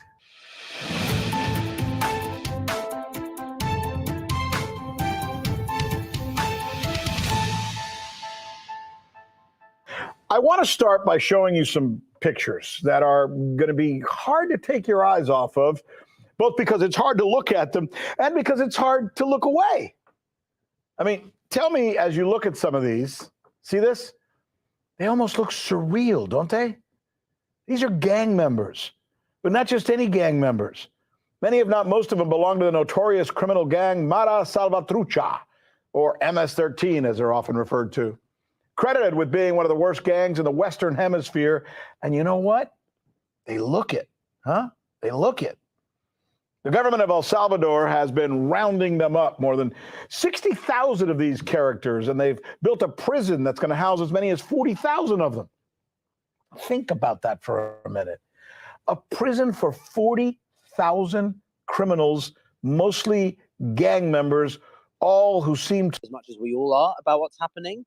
And I'm going to be very curious to see if they do release a public statement, how it's going to be phrased. Because at the end of the day, President Xi is a pragmatist. He's going to want a Russia that is on the side of the Chinese, but equally, he's got quite a good relationship with Putin personally. And when it comes to autocracies, the personal relations of the leaders are as important as the state as a whole. So I recommend everybody to keep in mind those Piotr, main two actors. questions. Piotr, Yes, two sir. questions. I know we saw some movements around Taiwan. I've got 2 questions for you. First, there hasn't been anything coming out of the CCP, the Chinese Communist Party, regarding the movements in Russia, unless I missed something, Piotr, if you've got something there. Also, this is, let me know if you agree, Piotr, this is good news for Taiwan, because China just witnessed the collapse of the Russian government due to their Well, that's the war in collapse of Ukraine. the Russian government. That's So, Mario, actually, on the potential- China the potential thing, collapse. if I may, just on the China thing, because I think this is an important conversation, we are starting to see the first indication of Chinese media and how they're portraying this. Again, this is some of them is from state media. We're not getting anything specifically, but they're basically comparing this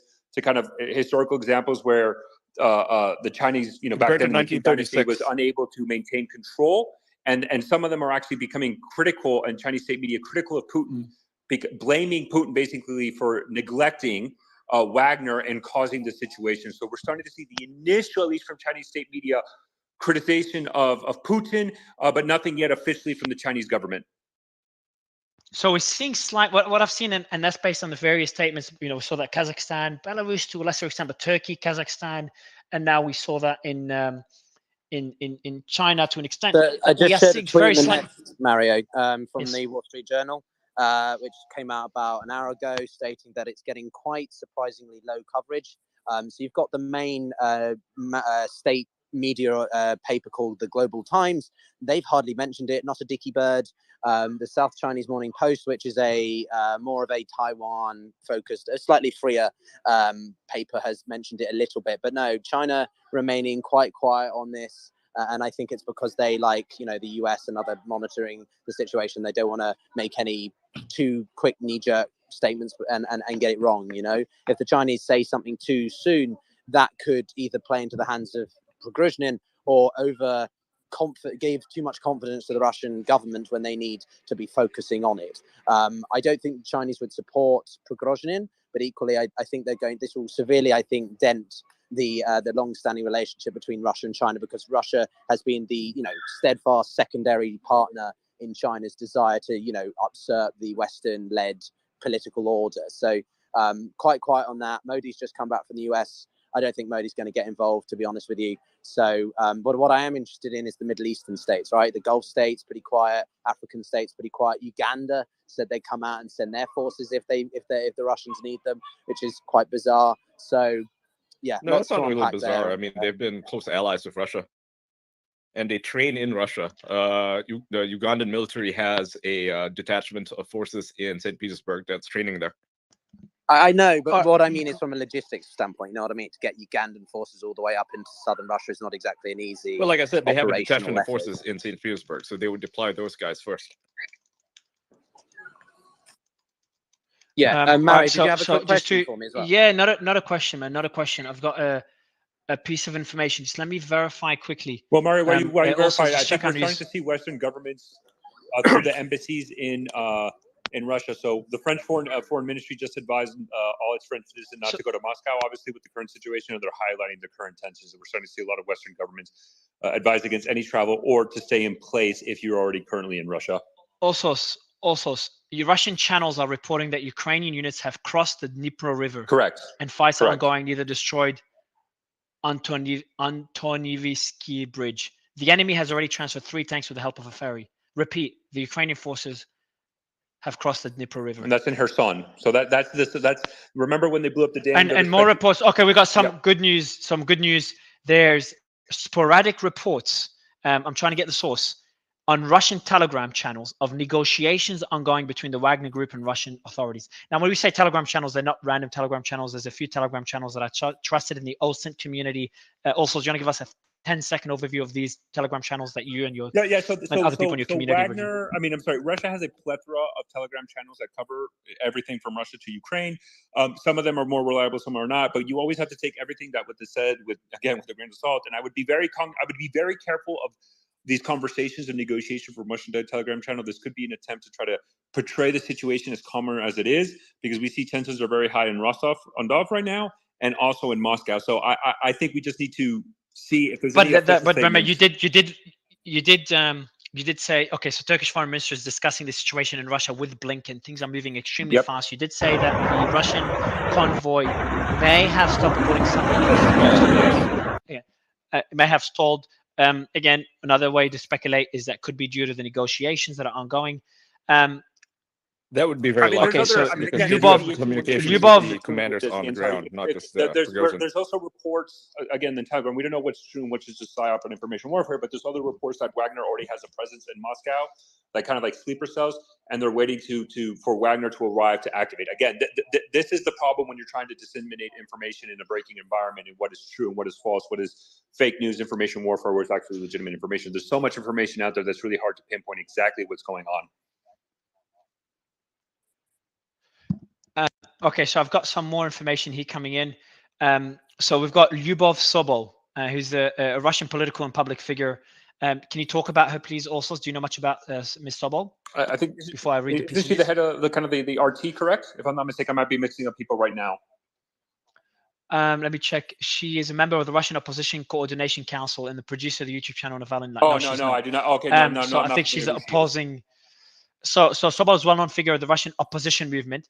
So she said the following: urged to, it's pretty extreme, extinguish Putin, taking advantage of Prigozhin's rebellion. She turned to adult men with resources: extinguish Putin right now, hand him over to The Hague, where he will be dealt with humanely. Where is she located? Siloviki, FSB, I'll let you check. Investigative Committee, Prosecutor's Office, all do not follow criminal orders, sabotage, strike, eggs. I'm guessing she's not located. Yeah, I'm guessing she's not. No. In Russia. Prigozhin now has titanium eggs, and you find your own. Okay, so it's just very anti-Putin. There's not much there, not much substance. Someone that hates Putin. Okay, so the dollar in some exchanges in Moscow, according to Moldova Libera, is already being sold for 200 rubles. How much is the dollar in rubles, according to the exchange? Did you say 200 rubles for a dollar? Okay, yeah, it's 84 rubles. Well, according to Moldova Libera, in some exchanges in Moscow, it's being traded for 200 rubles. Jesus, There's so many things happening. That must be But we're not able to. I don't have. Look, guys, I don't have enough team members to verify the speed in which all this is coming, especially not on a weekend. But I'm just reading out and saying where it's coming from. Also, as you're trying to help, trying your best to help. But so the team said in the chats of Belgorod calls for some kind of flash bomb in support of PMC Wagner began to spread. We're just seeing a lot of ribbons, just some sort of movement to spread in support of Wagner, which is just a red ribbon around the wrist. So just nothing too exciting. I do want to go back to the panel. Actually, that's key, Mario. That's actually very important, because that's important that red might be an identifier, right? Because one of the issues we run into is how do you identify? So it's Wagner, and that's actually matched because earlier yesterday or a couple hours ago, when the first images came out in Rostov, what we saw were the tanks were all marked red. A lot of the vehicles were marked red. We also saw the white wristband, but we also saw red. This could be an indication of now when we start seeing videos, has Wagner utilized the red wrist, armband in the red color to identify who they are. And if that is confirmed, then it's easier for us to track which one are Russian Ministry of Defense and which ones are Wagner. So that's an important information. Again, it's unconfirmed, but important. All right. All right, I'm going to go to the panel just to give the team members a bit more time to verify all the information. We've literally got like 8 people verifying the news right now, and there's just too much coming on. So let's just give us some time. Colonel, I'll love you to give us your thoughts on what we've read so far. Yeah, so Mario, it's interesting that you talk about the potential for a negotiation, and I realize that there's excitement about that, but I have to be honest, if I was in Putin's shoes, I'd probably do the same thing. What a negotiation does is it buys you time. And the one thing this thing's moving so fast, he wants to try and slow it down. He wants to try and get his, the Chechen forces more in place. He'd like to get to that air tasking order cycle that I said, it's going to take a couple hours to get airplanes in the air where you're really going to start flying them. So the idea of a negotiation is not a bad tactic on Putin. But Colonel, isn't that another error by Putin? Should he have not done that so rather than go so aggressive in his speech earlier this morning, should he have done a more tamer speech, try to negotiate, and then when he's got his forces in place, then try and take Prigozhin out? Like, even that, do you think that was a misstep based on? I disagree with that. Situation about negotiations is right. Sorry, go ahead. Yeah, so I would disagree with that assessment, because I think that you have multiple commanders on the ground who work for Wagner, obviously, that they may be negotiating with, and perhaps the strike on the convoy earlier that we saw, a number of Wagner vehicles taken out by Russian forces. That was like a warning strike. It's like, hey, we'll do more of this. We'll blow up more of your guys unless you start talking to us. And that could possibly be the situation where they dealt a warning blow, and now it's like, okay, let's have a conversation. You don't have to die with Prigozhin. No, I think I disagree. I think Suleiman's right, and I'll tell you why I think he's right. When Prigozhin came out, he literally gave Putin a pass. Right, he said that Putin was not being informed by his Minister of Defense and his Chief of Defense on what was going on. They were withholding evidence from the president, and that was a pass. And Suleiman, I'm with you. I dropped my jaw when that speech was that bold. I really thought there was a chance where Gerasimov and Shoigu were just going to be kicked to the curb, and that there was a potential that Russia could reunify itself with somehow Prigozhin being in some leadership position in the Ministry of Defense. That speech was so polarizing. As soon as Prigozhin heard it, his hands were tied. There was no other choice now. But I just have to go back to there's just no way. There's just no way for I just can't see if Putin kicks Gerasimov and Shoigu out because he's forced by Prigozhin. Shoigu and Gerasimov are only in power because of Putin. If he kicks them out because of Prigozhin's threat, then Prigozhin's in charge, even if Putin's president. That's it. Exactly. He can't do it. No. Also, so I agree with that. There was any other form of speech he did would have shown some form of immediate weakness. I'm saying if he gave this veneer of basically kowtowing to Prigozhin, and then you put yourself in a situation where you can put your forces in place, you can even try and get Prigozhin arrested, but you can make a number of moves. Now what's happened is he's gone in hard, and it looks like, based on what everybody's saying, he hasn't even got the backup in terms of in Moscow to even have some kind of decent. But that would be we're getting like surreal footage right now. He can't do that. He has to deal with traitors. Hold on, guys. Everyone, hold on. Just want to share this. There's videos coming out right now of Wagner forces freely walking into stores in Rosanov, just buying supplies, they're just in stores buying whatever material they want, food, etc. And I think it's clear as day right now. If there's any doubt, and I think there wasn't at this point, but Rosanov is 100%, no doubt, under Wagner control. It is the base of operation for Wagner for this coup attempt against Putin, or this military rebellion. And Rosanov is the center of operations right now. They have absolute control. The videos coming out from that area clearly show it. Sorry, go ahead, Ian. I was saying that he can't show weakness, and he also has to keep in mind that he represents the Russian people, and what this represents, right? The Wagner's insurrection. It's a betrayal of the Russian people. It's not just a betrayal of Putin; it's a betrayal of the Russian people, because they have gone against everything that they stand for. I mean, they're supposed to stand for Russia, and here they are, fighting against Russians. So for him to show weakness, for him to say, hey, you guys are cool, I'm going to kick out Gerasimov and Sorokin, that would be unfathomable, because no one appointed Prigozhin as this military leader to do what he's doing right now, right? He doesn't have any official sanction anywhere, like or official Well, or Ian, he does unofficial. have one big support though, which is the Russian mums, right? Russian mums are an infamous. If you cast your minds back a few months, Putin was filmed sitting down with a bunch of Russian mothers to talk about the losses of boys and young men in body bags that were coming back from the Russian front lines in a very televised, Russian typical propagandist bit of PR, right? So, well, my point is that he is going to be quite popular among certain members of the Russian population. Also, yeah, you gotta press the alt mute all when there's I did. breaking news. Go ahead, also. I mean, look, Mario, we got over 100,000 listeners now, so there's going to be some glitch because I did click it. Sorry. All good. Yeah, So, 10 minutes ago, approximately, on a Russian Telegram channel was reporting that another helicopter was shot down in what is that region, Vorodar? Like the another Russian helicopter was apparently shot down. I think that now makes 7 Russian helicopters shot down, and then 1 IL, possibly 22 communication platform. So that's what 8 aircrafts have been shot down in less than 12 hours. I think this is the biggest loss of the Russian Air Force since the beginning of this invasion right now, in less than 12 hours, all done and executed by. We also have reports and a video. The military is mining bridges across the Oka, a local residence around Moscow. So there's mines being placed by the Russian military to slow down the advancement of Wagner's forces, and the security forces drove a lot of trucks to the place, blocked the roads, and helicopters fly near the Krutishki airfield. So just some more updates. U.S. official says top U.S. general spoke to the Ukrainian counterparts. Nothing special there.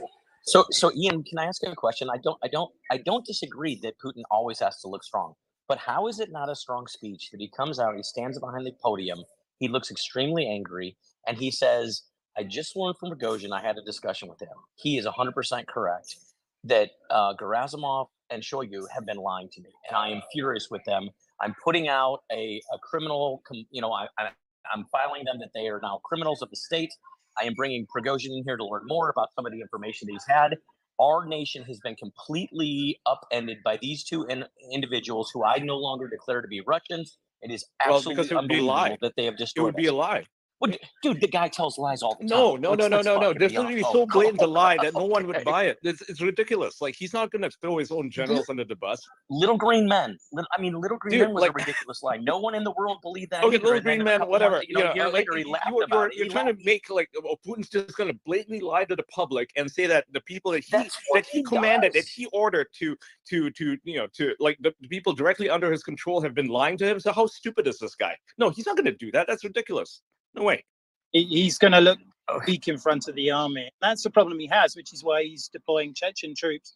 And the reason why Wagner has probably stopped entering or moving at pace into Moscow is because of the rumors of Chechen forces deployed there that are faithful to Putin.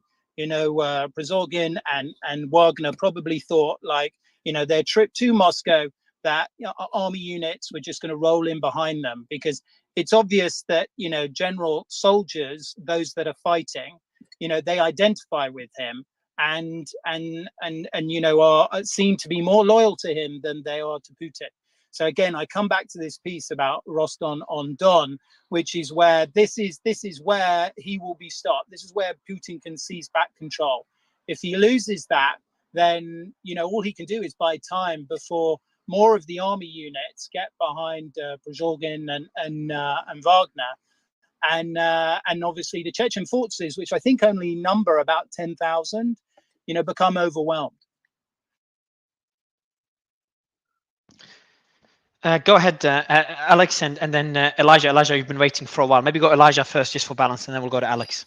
No problem. Yeah, it is interesting, some of the language that's been used by some of the speakers here that show sort of an already slanted bias towards Putin, which I understand many Westerners have, calling this an invasion, using the phrase from the start of the invasion, or, the accusations of lies. I mean, we're talking about geopolitics, where if you can point to me a leader that doesn't work in some frame of deception or dishonesty, then I would say that you're probably not pointing me to a leader, because that's what they do, right? They work with information war. But with what's happening here, I mean, you cannot tell me by any means that Putin would be so ill-informed and so cut off from his top advisors that he wouldn't have some understanding of what was about to occur. And even if we're talking about it's in the moment, a 12, 24-hour warning. I mean, even deploying these foreign-based mercs in response already sets a barrier of separation. Like I mentioned, he calls this a special military operation. And while many people, like to say he's evil for that, then you'd have to stand against the United States government, which has waged many special military operations in the last several decades. Putin's goal is not to wipe out fellow Russians. His goal is not to wage war with fellow Russians. His war is with it's not with anyone. It's the securing of his own statehood in his country. And so, when there's a variable that's thrown in like this, especially when we're going by like 6-second TikTok clips and tweets from unverified accounts, in much of which even is from Russian state TV, which you can't believe, state media in general, to tell the truth, especially, in America or with Russia, we're kind of like trying to draw on conclusions, and we kind of sound foolish, because really, Putin is not acting for very clear and obvious reasons, right? This is not part of his mission. He's been very clear and led as operatives in operation of what he's trying to accomplish. And it's not to go to war with mercenaries of Russian descent or Russian cooperation. And so, delaying conflict is going to be the number one goal. And he's going to try to continue his operation or special operation in Ukraine. And he's continued to want to end this war. Russia wants to end this war. Putin wants the war to stop. It's the West that wants it to continue.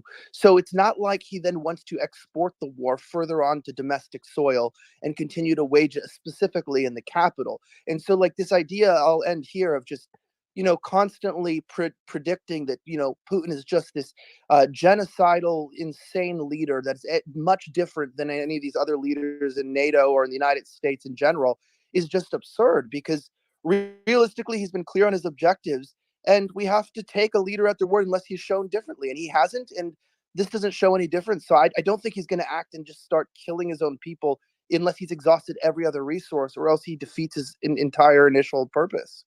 Yeah, but nobody disagrees with what you're saying. That's exactly what everybody's been saying. We've said throughout this space that he has been quite. Yeah, no, that Putin basically has been careful to ensure that no lives are lost. Even we talked about Ukraine and talked about how he is a lot more moderate when it comes to Ukraine compared to if Prigozhin was to take over. In addition to that, yes, what we've been doing on the spaces, there's been some level of speculation that there will be in this scenario, but we've been reporting what the news we've got. We've told when it's unverified and when it's verified, and more importantly, we've talked about the various angles that this basically coup can take. And what has happened is, even though I've been pushing back, I've been surprised that Wagner's even got far to the Moscow city. So even those people who were making the argument that he would get to Moscow, there's been no resistance. Now we don't know the reason why there's not been any resistance. So then one speculates what are the reasons for it. So there is various angles from this, and so we're going into that. But Patrick, I'd love to hear your thoughts. And then Patrick, just before you go, I do want to get some reports. If anyone, Piotr, I know you've got sources on the ground. Lev spoke to his sources on the ground. Mario, apparently it's kind of confusing, because now they're claiming that certain bridges that are not in the vicinity of where Wagner was advancing where Wagner was advancing to Moscow, that Russian air forces are blowing up bridges. So, and there's videos of it, but it's hard to really specify if it's true or not, because that same video that was published claiming of blowing up bridges was also another account was claiming that was a Russian helicopter shot down. Again, guys, this is all just very hard to confirm, but I'll try to look more into that, Mario. I appreciate it. Patrick, I'll let you give us your thoughts. In the meantime, we do want some reports, especially from anyone on the ground. We will be getting, we have limited internet connections in many parts of Russia, many parts of Moscow. That was even reported by Russian media. So it's been hard to get some information, and some information has been slow as well. But Patrick, would love to get your thoughts. Yeah, just this notion that, Putin is fully informed and he knows what he's doing. This is the guy who sent in 8 mutually unsupported thrusts into Ukraine and dropped airborne over the capital because he believed they wouldn't fight without first suppressing air defenses. This guy's been a victim either of his own hubris or of what he's been told since day one. There's no reason to think he hasn't pushed his own people much further than they were willing to go. because he thought they would keep following orders. I mean, Prigozhin or Putin? You lost me. Prigozhin or Putin, dude? Putin. Putin has led his own people into a slaughterhouse, and frankly, it seems to me that they're fed up with it. I mean, that's Prigozhin's rap. He sounds like, disgruntled Tsarist soldiers from 1917, for God's sake. Yeah, I know this. I know this doesn't play well, but I agree with Patrick. Right? I've watched Prigozhin for the last 6 months, and look, I'm no one's going to claim that I'm supportive of Russia, but I'll tell you, he comes far closer to obeying the laws of armed conflict and the Geneva Convention than the Russian He's forces. a freedom fighter now. Is this how we're going to paint this narrative? No, hold on. No, that's not what I'm saying. Listen to me, Ian. Jesus Christ, man. What I'm saying is he actually did prisoner swaps. Colonel, can I just provide some news? Ahead. Sorry, let me just, and then I'll push it to you. I just wanted to provide something. I think this is also important. So President of Ukraine, Volodymyr Zelensky, said the following, quote, "Today the world saw that the masters of Russia do not control anything, nothing at all, just complete chaos. The world should not be afraid.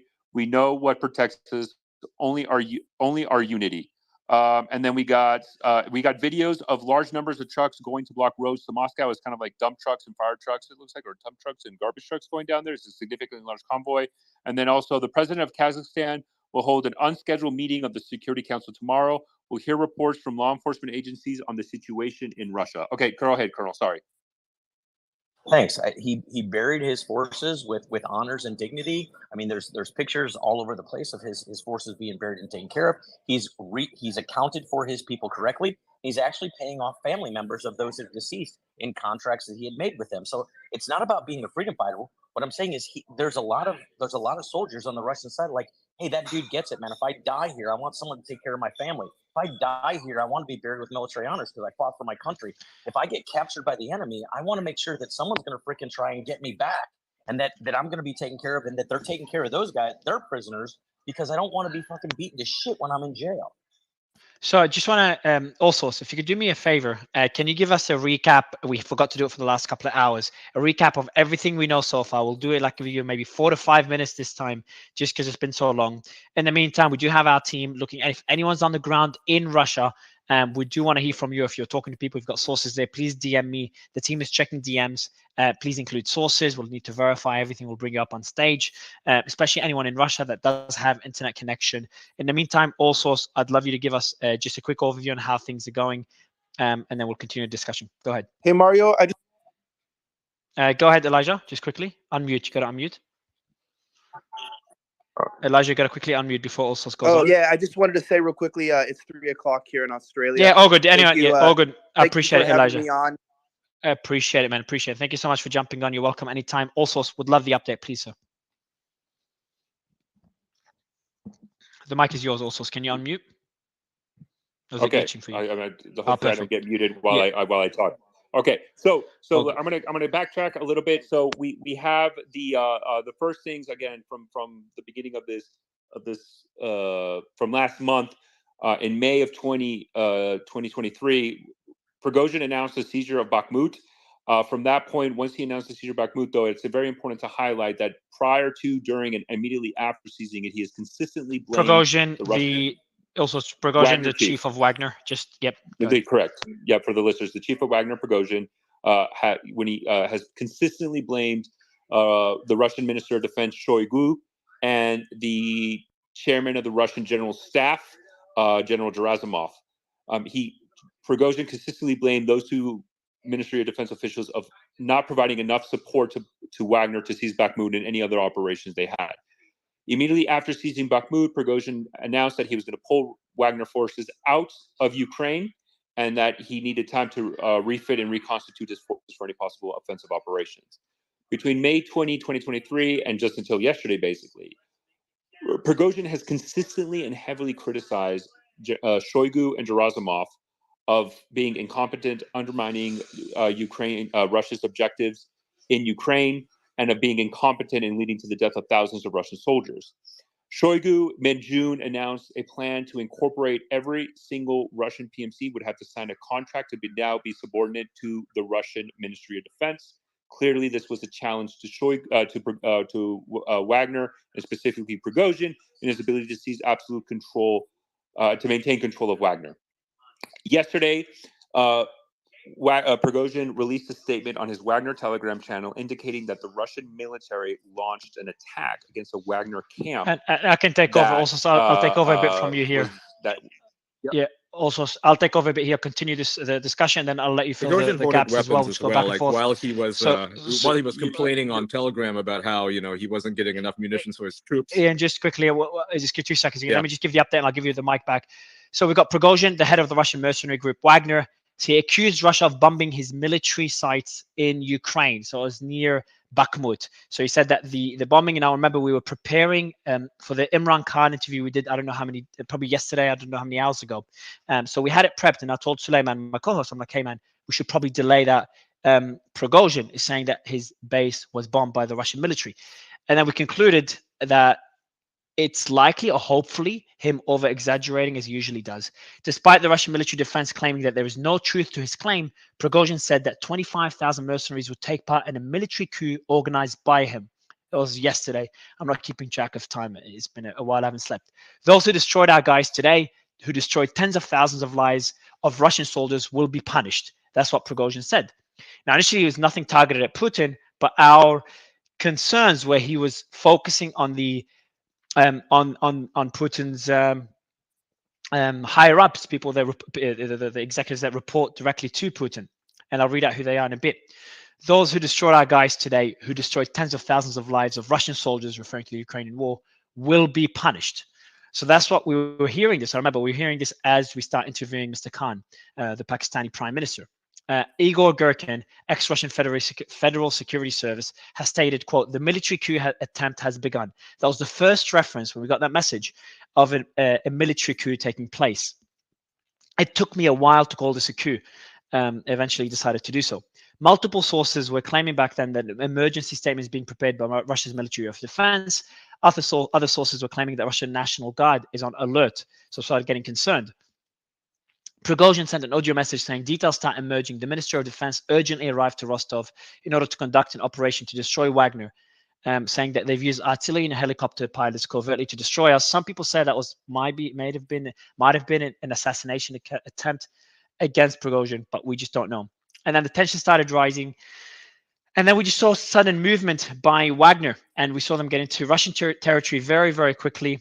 And then they started approaching Rostov in the southern district. By the way, also, if I get anything wrong, do let me know. And I remember me and Osos were talking as soon as they entered Rostov Oblast, the state, with no resistance. We're sitting there talking about it, and suddenly there's reports of tanks around the headquarters, the southern district headquarters, where the commander of the southern military district and deputy defense minister were located. And then not long after, Prigozhin is sitting there meeting them. And that's where we knew things are really getting serious now, and Putin is at risk, because there's a potential alliance between Prigozhin, between Wagner, and the southern district, which is about a quarter to a fifth of the Russian military. And he took over the command center of the Russian military in Ukraine, which is the majority of the military. And obviously, since then, we've just seen constant movements by Wagner towards Voronezh. And again, they got there pretty quickly. We saw a few clashes then. And then Putin gave a speech. And I'll read a few highlights of the speech for anyone that didn't hear it. And we're almost up to where we are today, where we are now. He said, Russia is waging a hard fight for its future. The troops are fighting heroically. The fate of our people is now being decided. That's Putin's speech. I don't know how long ago anymore. The authorities will now allow a split in Russia to repeat. We face betrayal. Exorbitant ambitions led to treason against Russia. Any unrest in a mortal threat. So it's very, very aggressive words. And he did say, any internal unrest is a mortal threat to the state. I think that's one of the more extreme terms he's used. And after that, Prigozhin responded, naming Putin essentially as an enemy, and they're moving towards Moscow. And that's where we are today. And the move towards Moscow, it went a lot faster than we all expected. And we've had reports hours ago they're already in Oblast, Moscow Oblast, the state of Moscow. And we've had reports from people on the ground, but we haven't been able to confirm them. Anything comes from the ground, it's just very difficult to confirm. But we've had multiple reports now that they're in Moscow Oblast, and some reports, Piotr, you had your sources say they're on the outskirts, but that wasn't confirmed further. Also, was there anything else I missed? No, that's the generic rundown. Yeah, no, that's good, Mario.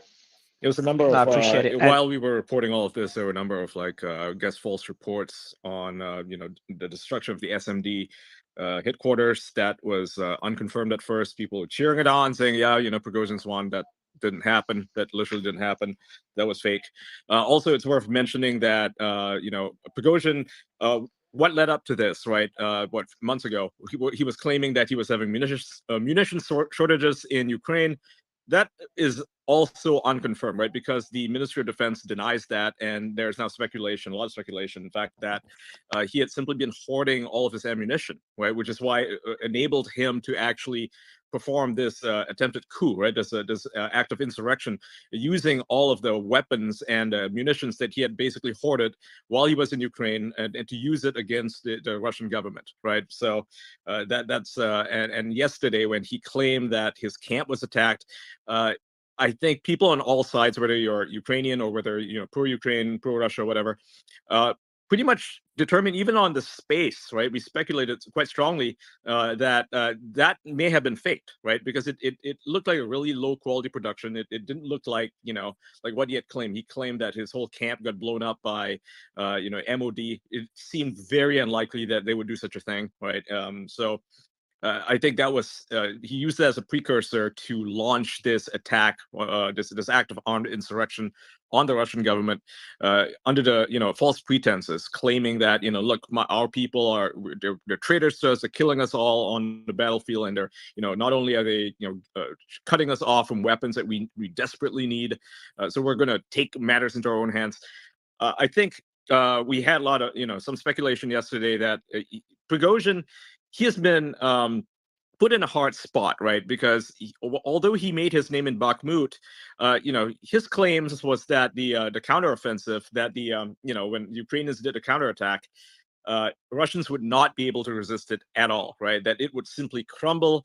And Surovikin proved him wrong, right? Surovikin and Gerasimov, they proved him wrong. Ian, I got some breaking news. Oh, so got breaking news, yeah. Belarusian president, is that I'm just going to read this. This is from Fight. It's the Belarusian president held talks with Prigozhin today. Lukashenko says that Prigozhin had agreed to stop the movement of armed persons on the territory of Russia and to take further steps to de-escalate. That is coming from a Telegram channel started by Frontex News. I'll read out the message from the press service of the president of the Republic of Belarus. This is a very important development, a positive development. I'll read out the statement. This morning, Russian President Putin briefed his Belarusian counterpart on the situation in southern Russia with the private military company Wagner. The head of state agreed on joint actions. This is really good news, but so far, let's continue. As a follow-up to the agreements, the president of Belarus, having additionally, be very skeptical. let me also, can I finish, and then you'll tell us about the being skeptical. As a follow-up to the agreements, the president of Belarus, having additionally specified the situation through his own channels, and in agreement with the president of Russia, held talks with the Wagner PMC Yevgeny Prigozhin. Negotiations continued throughout the day.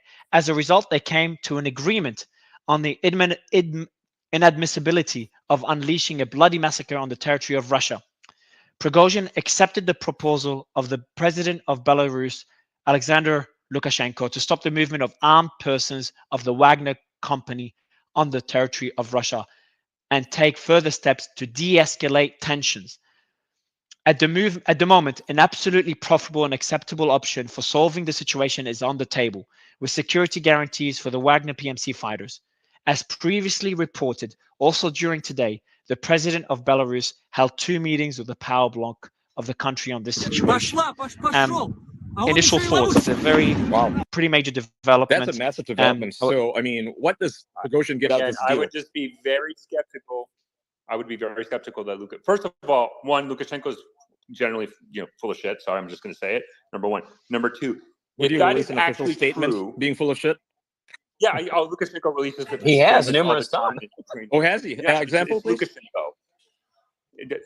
That Ukraine is imminently going to invade Belarus. Consistently, something that talking. Okay, but I don't think that has like nothing to do with it. I mean, why would he? Again, make this up? Hold on. First of all, hold on. You can ask for an example. He gives you one, and then guys, let's also and then we'll go to Ian and Colonel. Please also go ahead.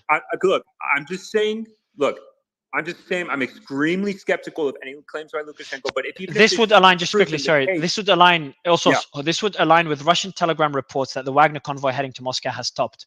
no confirmation from Wagner sources. So we had multiple sources, we've been having it for a while, that the convoy heading to Moscow has stopped. There's been no confirmation from Wagner on this. So this is a very positive development that I'm not going to say the coup has halted or stopped, but it is a positive development. I think this is the first positive development we've had probably since the coup began. That's the first positive development. My question here, assuming it's valid. Yeah, assuming it's valid, and I'm assuming that it is. I have no reason to believe otherwise. What does Prigozhin get out of this, right? I mean, how is this deal going to look like? The guarantees that he's getting for him and for his troops, I assume, because they wouldn't, just be throwing themselves into the meat grinder for no reason. I'm assuming, and if we have to speculate here, he probably gets, Belarusian citizenship, sort of like, he basically stops being Russian, and he gets some sort of official sanction under the Belarusian government, right? Because he is a persona non grata in Russia right now, right? He is an enemy of the state, and his actions are unpardonable, pretty much, right? I mean, you don't perform treason like this, so it has to be something like that, right? This is an out for him and an out for his troops, because I mean, there's no way that this would have ended well, right? Not for Prigozhin. There's no way he would have successfully, gotten Moscow to capitulate to him. That just isn't going to work. We don't live in 1917 anymore, and we live in a different world right now. The world would not accept Prigozhin as a leader of the Russian government, and the Russians, furthermore, and this is the crucial part, they would not accept him, deposing their lawfully elected government, to install this military dictator. That's just no way. So I think this is the best outcome, assuming it goes through and it doesn't fall apart. I'm just inviting someone from the ground. We are getting more reports that it seems this is accurate. Lukashenko's press service stated that at the moment there is a draft of an acceptable option for decoupling the situation with Wagner PMC with security guarantees for his fighters. That's a Russian source there. And then we've got here more information from SOTA. SOTA also, can you tell us what SOTA is? Also, I believe that's a Russian state media, if I'm not mistaken. But there's so many acronyms I don't know. If somebody knows exactly what it is, please provide it. Yeah, I'll read it up in a bit. But there's a lot of we're getting more and more sources that it seems this is accurate. Let me invite a couple of speakers that are on the ground in Russia, and then we'll continue. I want to get your initial thoughts. Jason, go ahead. Yeah, just wanted to make the quick point that as they work out a deal, and even if that includes Belarusian citizenship, understand that Russia still kind of needs Wagner. They're the historical way to look at this is that Putin's overreach necessitated the very rapid rise of Wagner because they needed that ability to contract through them, right? Putin has gone to Ukraine, Syria, Georgia. He's had troops in Belarus. He's had troops, we forget, a year and a half ago, 2 years ago, in Kazakhstan to help put down some of the unrest there. He's taken de facto sovereignty between parts of eastern Ukraine, the Crimean Peninsula, the breakaway provinces in Georgia of over 2.5 million people in about 13, 14 years. By any historical sweep, that's not a slow pace. So the need for Wagner or a Wagner-like competing center of power in Russia is going to be maintained, whether this guy gets cleaned out or not. Just wanted to make that point quickly. So Jason, you think, because you're quite right, like Wagner and the Wagner group, I mean, Bakhmut was basically the Wagner group. So are you saying that even if this deal does come into fruition, which we don't know, but we'll just base it on the statement This of will need PMCs. And Lukashenko. I have a breaking news thing on this. I'm with you. Yeah, I have a breaking news regarding that. So, Putin signed a law about an hour and a half ago on the possibility of calling convicts to serve under a contract. The law also provides. Yeah, we've read that. Okay. We've read that 2 hours ago. Yeah, so that law plays into this, right? Because they do need an army that they can conscript without them being conscripts, right? They have to be these. No, but Ian. The question I was going to ask Jason, but I'll ask you now as well. He still needs the Wagner group, and so this deal, would it just be Prigozhin, or would it be like a number of people from Wagner group, and then he'll put a different leader in Wagner group, and then will there be some kind of like issue with with whom they have allegiance? Like, there's a number of issues that are played here. What do you think? That's a very good question, and also one I'd like to know the answer to, because I don't know the answer, and Belarus certainly plays into it. I don't think he would manage to retain his Russian citizenship given what he has done. I think that Wagner and Prigozhin, get some sort of a cover from Belarus, and they get to, I guess, officially be Belarusians, but then continue to serve in Wagner, continue to serve in the SMO in Ukraine. So I don't think that's ended. Right, that has certainly not ended, and if you're Prigozhin Putin, himself is not if you're interested Putin, in ending but it. if you're Putin, how can you even trust that? Like, these guys turned on you. There was, let's say in this situation, what you're saying, there was going to be a coup. Like, how can you even have any modicum of trust on them that they can't do it again? Like, this guy has Prigozhin continuously would called probably out be taken out of power. I think that the commander, who's in charge of Wagner, is going to have to be bequeathed onto somebody else, right? I don't really see him being in charge anymore, but I do see him getting some sort of safe harbor, given what he has already done.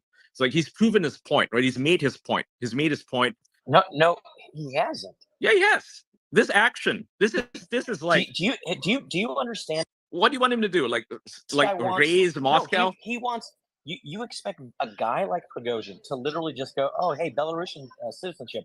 Boy, that sounds like a shit hot deal. But I've been literally leading a war fighting organization for a very long time, and I'm just going to step down because that's what I wanted. Ian, you look. I have no idea what he's going to do. I have no idea what the deal looks oh like. I don't think any of us does. Right? Okay, I'm not saying I know what the deal is, but look, I agree with you that this, although it's optimistic, I said, look, this is Putin's best move. He needs to buy some time. So I completely get the whole idea of trying to establish some level of an agreement so that he can wedge in a little bit of time. And I think that's what it is. And I agree with all sorts. We should be very skeptical of it, but it is good news.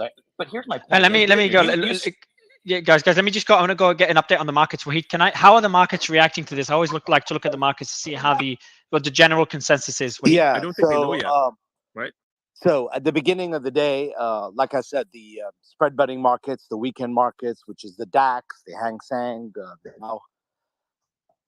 FTSE, the main markets, right? IG Group, which is the largest spread better, they present peer-to-peer markets. Germany actually opened up, and then when people realized that all hell's breaking loose, European markets went down about 1%. U.S. markets were trading down 60, 70 bips. The news you just broke now, Mario, has lifted markets in the order of around 20, 30 basis points. Liquidity over the weekends is not high, but just to put this in perspective, liquidity today is on par with the SVB debacle. So it's one of the most highly liquid weekend markets that I've seen. So it's a pretty good indicator. I think the bearish view was, you're damned if you do, you're damned if you don't. If Wagner wins, then it's, there's chaos and civil war and all this. And if Putin wins, then the geopolitical risks continue, because then he'll be more emboldened and probably will be a lot more aggressive. So I think the read on the markets was not, at the beginning was, hey, Germany benefits because Germany is the most levered market in the weekends to a solution in Ukraine. And now they're saying, you know what, it's murky. It's probably bad news either way. But markets did lift in the last 20 minutes. The markets can't really move because it's the weekend, right?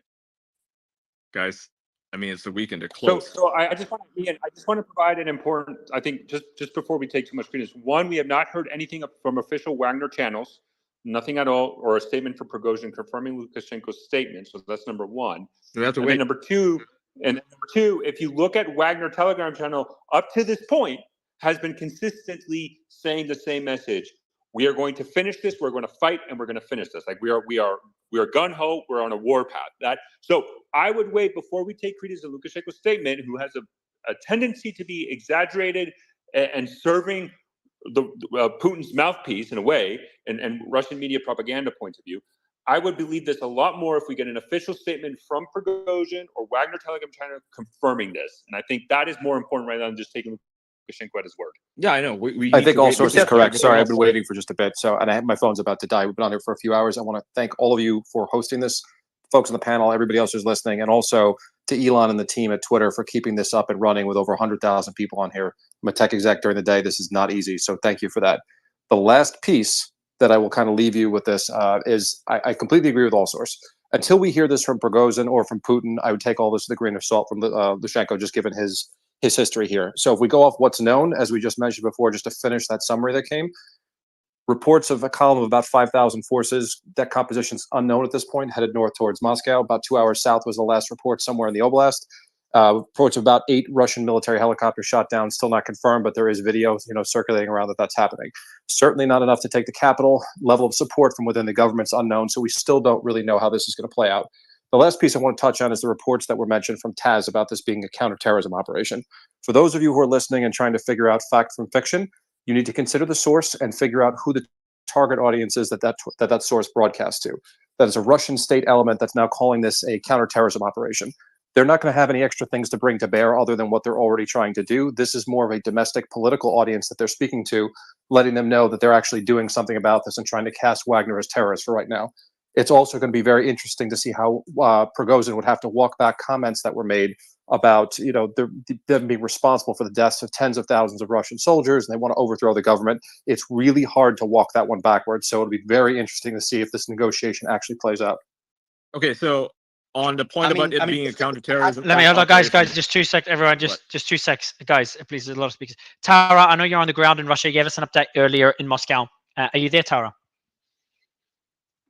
Tara, you got to unmute bottom left corner. There seems to be a bit of a lag, so what I need to do what I did before. I need to. Mario, I don't see her. Can I just make a statement from? Wait. I got a statement from Wagner, and I don't think it converts. I'm going to read this. This is coming from Wagner Telegram channel. I'm just going to read it verbatim. Today, along the route of PMC Wagner, all local emergency services continue to work in full and cooperated with the participants of the March of Justice. The ambulance service, the fire service worked. The employees of the Ministry of Internal Affairs continue to provide security. In case of need, they were provided with all kinds of assistance from PMC Wagner. In turn, local services and residents supported the movement of the columns. Logistics routes were not violated. The supply of shops and permits not disrupted. Thank you, Russia. And then they put hashtag Russia with Wagner. This was posted 4 minutes ago. So I'll just quickly. I will need to do the reset. It's just that we are get a bit overloading. So if the space crashes, I'm doing the reset we did before. It worked before. If the space crashes, we'll restart it within 1 to 2 minutes right afterwards. Just a heads up. So I'll be doing the reset in a bit, just because we have so many people. By the way. But yeah, go ahead. Also. Yeah, and Tara, maybe in the meantime, Tara, can we get an update on the situation in Moscow and what we know so far? Okay, so right now what's happening is everything's quiet here in Moscow itself, because they've imposed, a lot of people are being told to just stay in their apartments, to stay inside, wherever they are. And I got an intelligence report, it's unverified, that the president of Belarus has negotiated a temporary stand down with the Wagner group. And again, this is unverified, but it's pretty good. It's a very good source that I got this from, who's usually right, but basically has negotiated them to stand down for now, and they're making some sort of agreement over Prigozhin. So the march should have happened right now. Like right now, Prigozhin's troops should have been in Moscow. They're not. And so this negotiated is not permanent. This is just like a step towards like a de-escalation is what they're calling it. And just some breaking news, which adds to that, I think it's breaking news. It says Prigozhin published a new audio recording saying, "We turn our columns around and go back." So again, it adds to this statement by Lukashenko. It adds to the fact that the Wagner is no longer moving forward. It does look like, I know people are saying don't take it with a grain of salt, but again, we're trying to piece. Suleiman, I think we got audio. I think we're getting audio from Prigozhin. I got to confirm it. I got to see if the guys who translate. Hold on. What they're saying, and now this is Prigozhin, and this I got to confirm this transcript. But he says, quote, "There were negotiations, but no deal." I'll see if I can get the exact translation of his audio, but he's saying that there was no deal yet. So what about this bit of the audio? Let me. Where it says, I'm resetting just around and go back. Yeah. So guys, both of you mentioned the sources. I will be resetting the space now. If it crashes, I'll be restarting again. It worked before. Let's see if it works. Just a reminder for everyone: go on my profile and go into the space. If it does crash, I'll let you continue, guys. Sorry. All source and Suleiman, just on those 2 reports. Yeah. So the one I got is from, it says SOTA. So again, it's a Telegram group, but also will be able to give us more information on that. But separately, why I'm mentioning that is when you piece in what Tara said, you piece in what Ian said, you piece in what the president of Belarus said, the fact that the Wagner group as a group forces are not moving forward, it does seem like there is some form of negotiation going on. Maybe there's no deal at the moment. That makes sense. They haven't got a concrete deal, but it does look like there is some form of negotiation going on. So again, that's something to take into consideration when you piece things together. That seems highly likely. Yeah, and they're calling it a de-escalation. That's it. They're not calling it a resolution, just a de-escalation at this point. Yeah, it's worth pointing out that if they do want to have a proper deal, that would need to be signed and there need to be witnesses, right? It has to be done. All right, guys. So first the reset worked, so everything is fine, and we're still running the space. That's good. Walmart just tweeted, and he's DM'd me as well personally, saying this is from Reuters. Prigozhin in an audio message said, "To avoid bloodshed, we are returning our convoys to bases." Again, to avoid bloodshed, we are returning our convoys to bases. We are seeing de-escalation for the first time since all this started. We could have a peace deal. I don't know how that peace deal would look like, and who will have control of the government, of the Kremlin. Our guess will be Putin. What you want to ask is what happens to Prigozhin, right? You don't ask exactly the Russian government, because the Russian government is fine. It's always been fine. It's never been under attack. Even Prigozhin didn't say, I wouldn't go. Ian, I wouldn't go to the extreme. Come on. I would, because he never ever targeted Putin, right? Then obviously, go back. Ian, you were asleep. He did. He mentioned Putin many times and said Russia will have a new.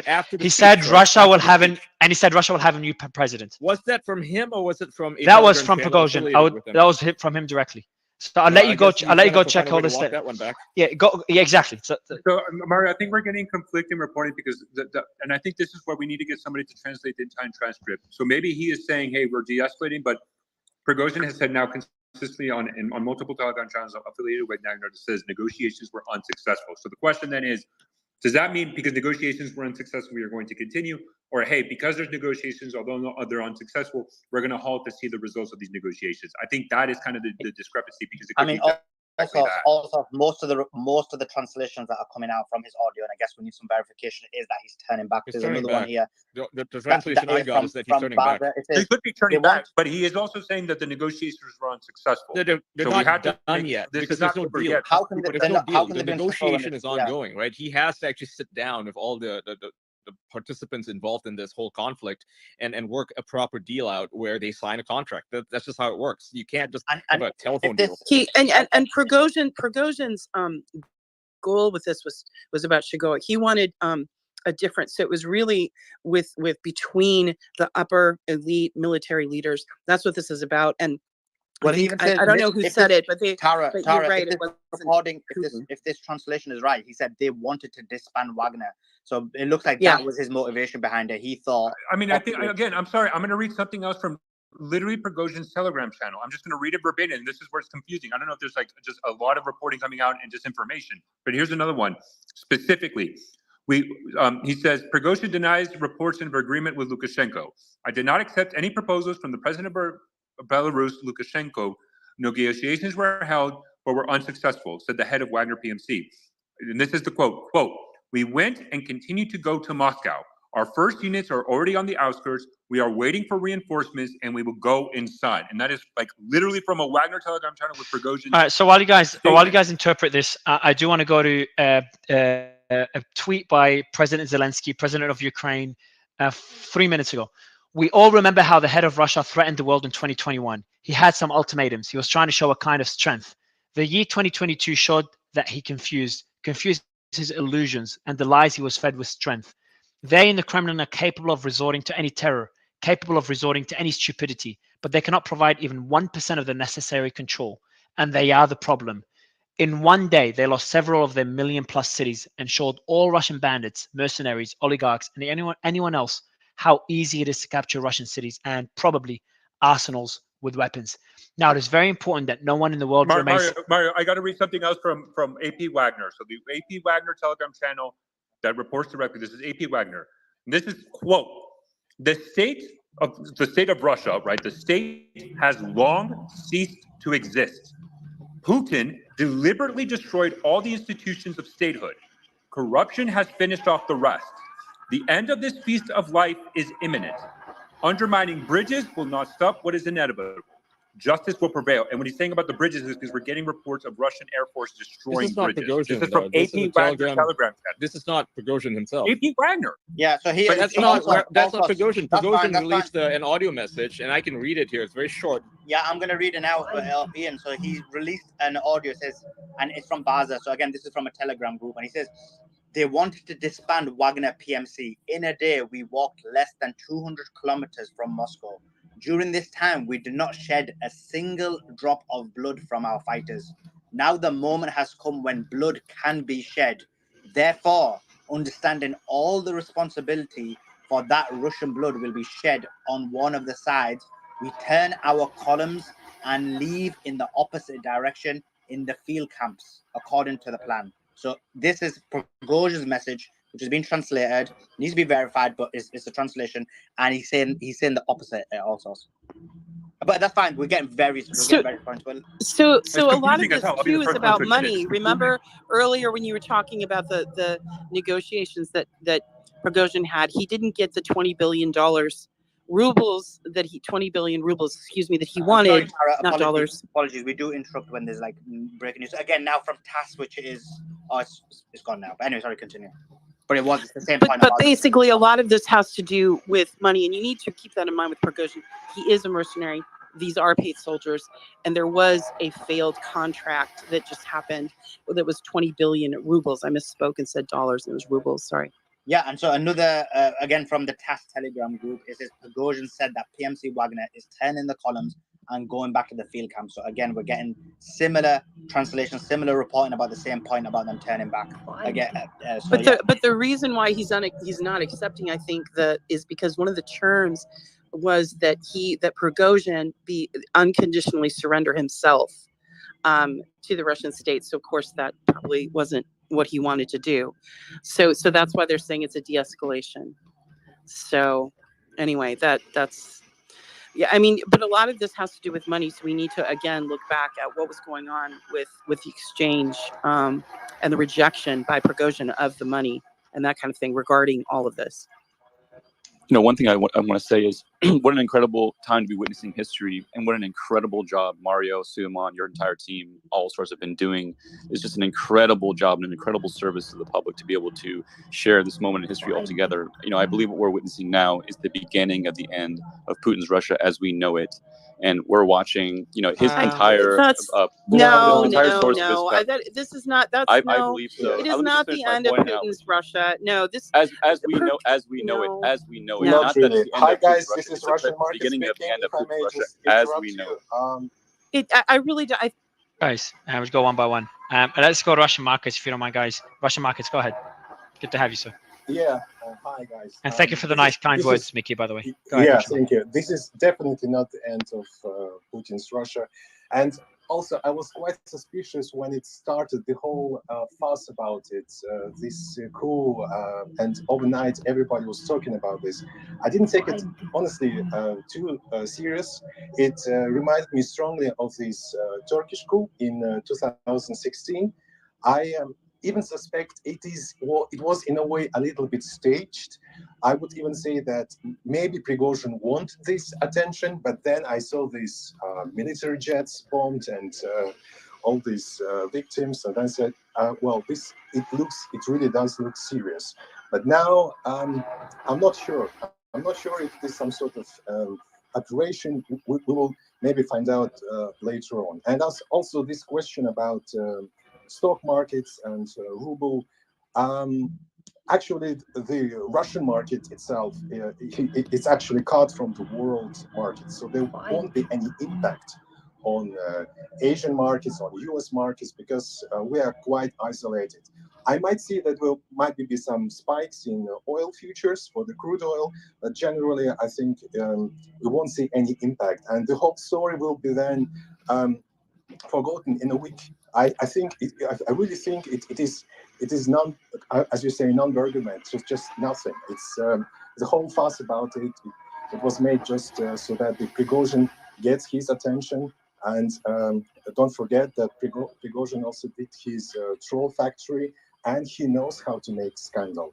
But again, he made this huge how do you say trouble for the whole Russian government and also for Russian nation and people. We were quite worried for these hours, but now in the end, even we see Lukashenko, the hero who brings this peace to convince Prigozhin to bring back all the forces.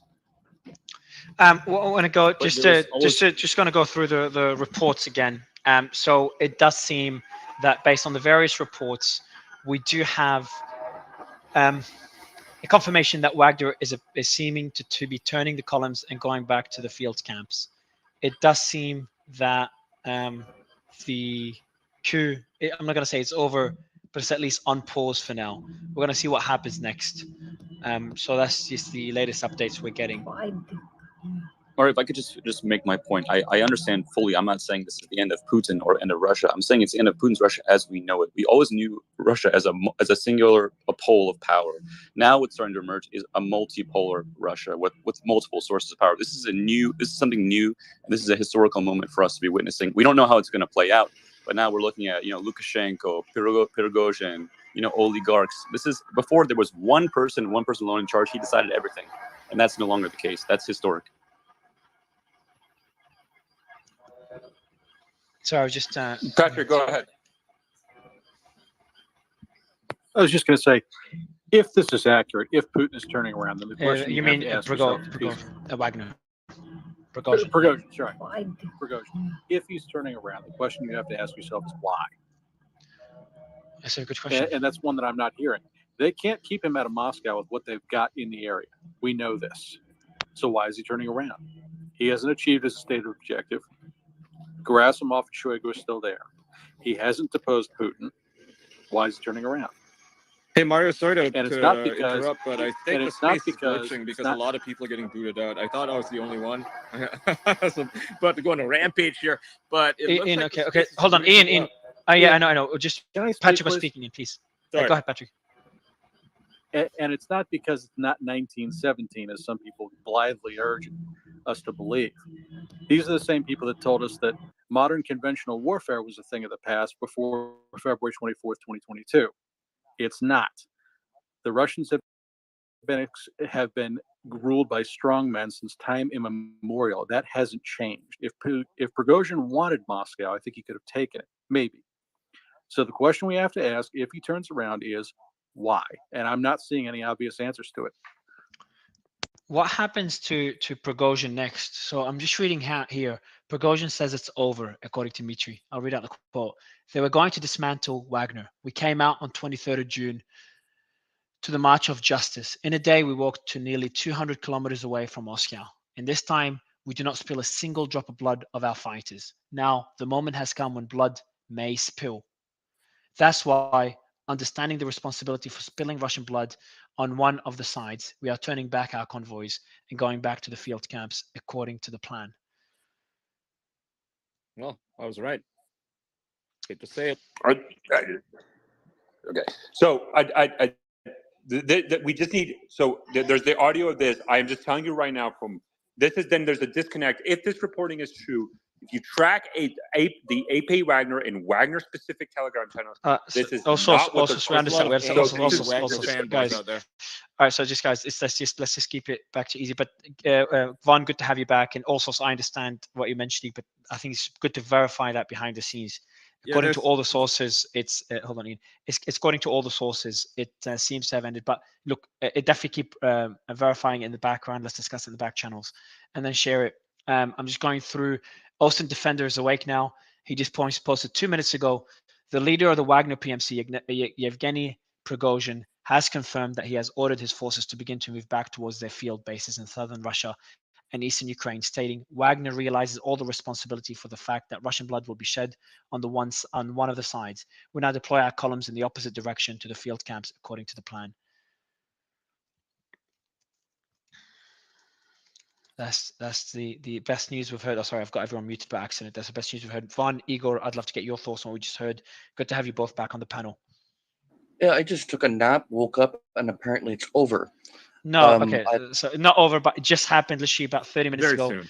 It does seem like it's de-escalating. We know what's going to happen next, but it Wagner is fanboys in de-escalating. full cope right now on Telegram. I see them melting down. They're like, "No, this is not true. It's disinformation." All right, so Ian, please, yes. please, I'm not Von, talking about anybody on the panel. I'm talking Ian, about the no, Wagner fanboys on Ian, Telegram. it's not about what you're saying. It's about just jumped in when Von was about to speak. That's all. Von, I'd love to get your thoughts on this, and then Igor, please. My thoughts on this are generally the same as they always are. This is why I like to wait to see how things play out and not speculate wildly. Not that anyone could have predicted that it would play out this way, but I'm just hoping that people maybe learned a valuable lesson about letting the speculation and imagination get the better of you before things finish playing out. This has also been reported by CNN as well. Just, I mean, for those who value the reporting of mainstream media as well, it's also been reported by CNN. I mean, this argument about speculation. Look, Von, right?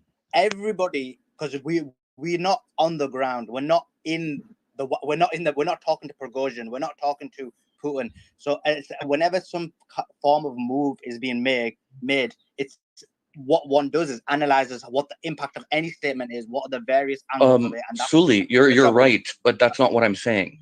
What I'm saying is, and I was specific, wild speculation. Wild speculation is an analysis. It's letting your imagination get the best of you and just going wild on a speculation train, which was happening for hours in here earlier. Let's be honest about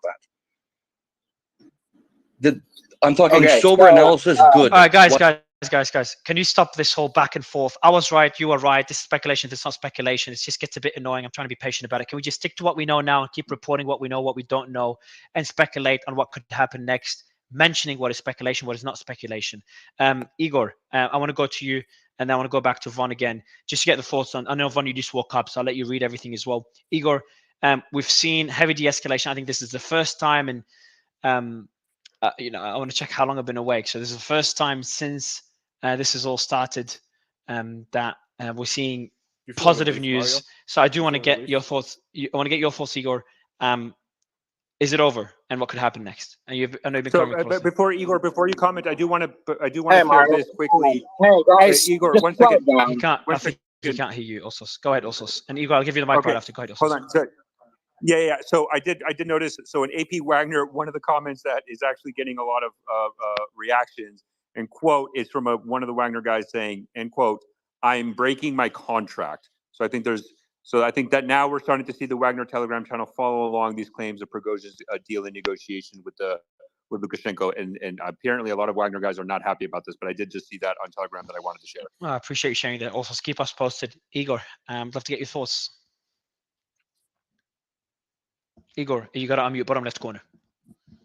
Yeah. Oh my.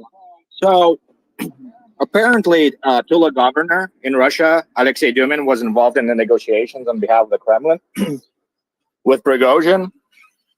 Prigozhin's announcement is very, very unambiguous and very direct that he's turning around his columns that were going toward Moscow, that he's gotten to within 200 kilometers, and then now he's saying to avoid bloodshed on either of the sides, he's doing this.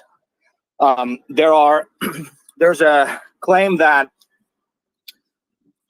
the deal is that Prigozhin gives up the idea of going to Moscow, and in response, from the other side, Wagner gets security guarantees from the Kremlin, and they will deal with the situation of Shoigu and Gerasimov, meaning that Shoigu and Gerasimov will be replaced as Prigozhin had wanted and had been calling for their executions for quite a long time now. What we have to look for is whether Wagner leaves Rostov. Because if Wagner doesn't leave Rostov, the coup is going to continue. It may be him just buying time and collecting more forces and resources and allies, while there's going to be some big exhales going on at the Kremlin. If he doesn't leave Rostov, that's likely what's going to happen.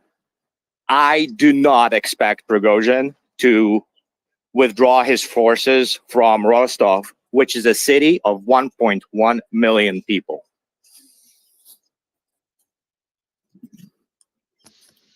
Oh, we've got here one of our regular speakers says 100% agree with your statements there, Igor. I do want to get more feedback on the news we just saw. Piotr, Patrick, anyone else that wants to jump in, just put your hand up. So Yeah, can I jump in on that? Yeah, Piotr, yeah, go ahead. Thanks a lot, buddy. Yeah, so this it's really interesting, right? I'm just trying to take stock of what we've just heard from Igor as well as what's happening, right? I think it's quite clear that the intent was always to scare Putin, right? This is no longer Putin's Russia. This is Putin and Prigozhin, or Putin, but under the auspices of he knows he doesn't have as 100% consolidated control as he thought he did.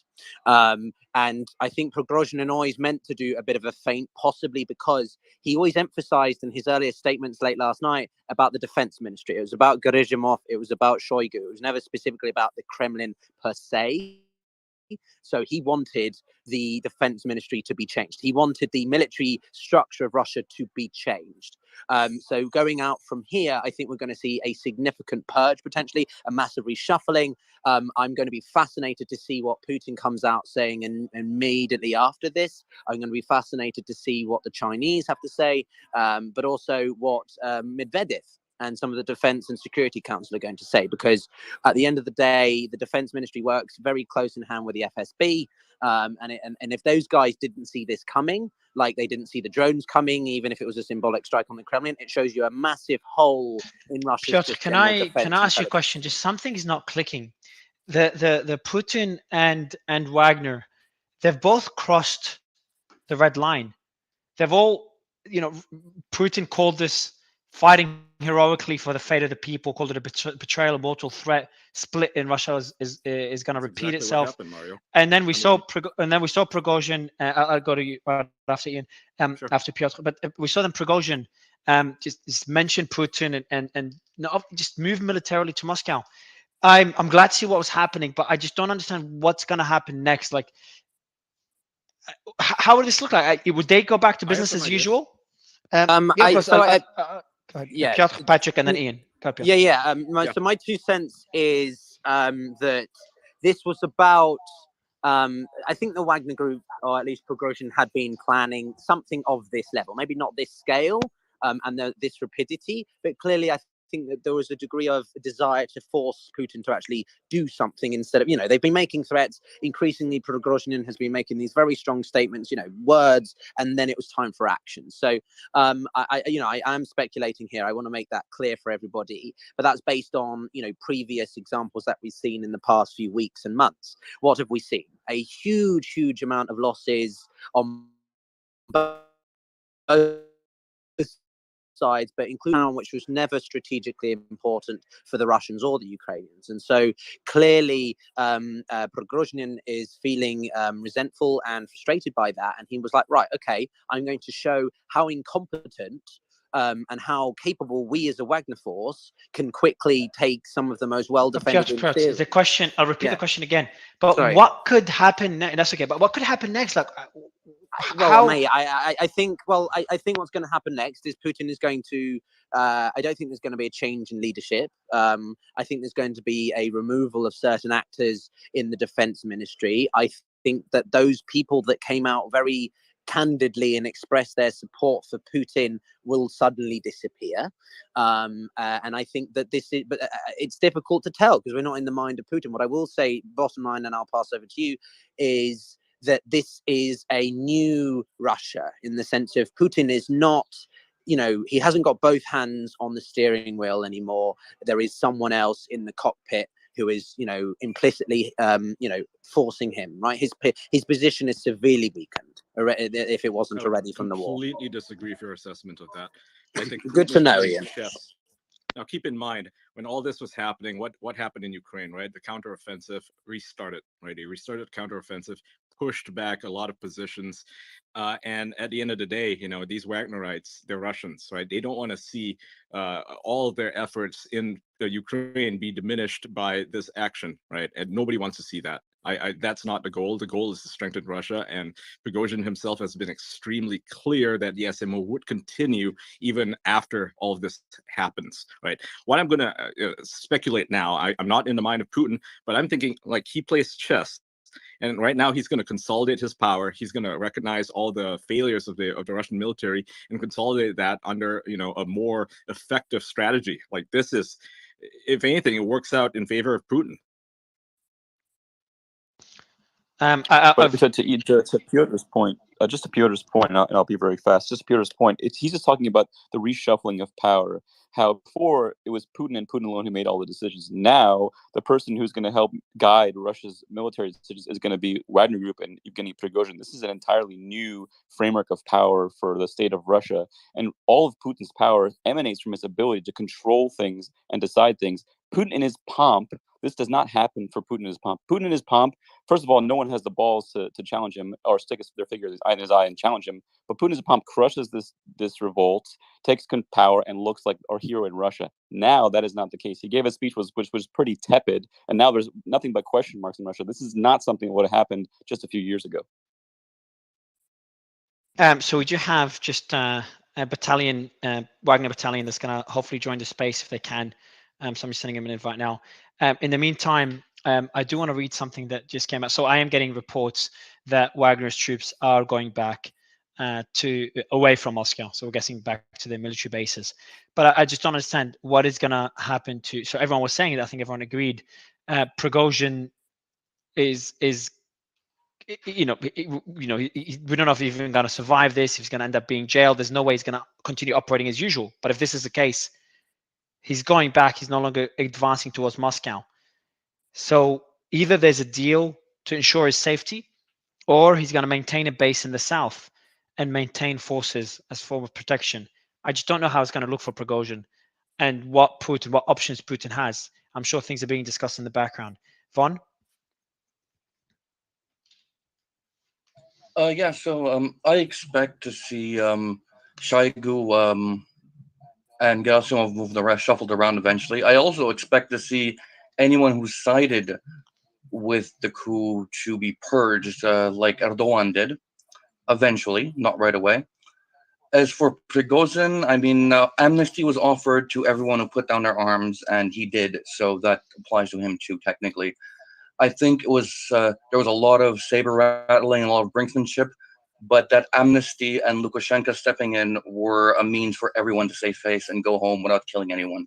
So happy ending, I guess, for the time being.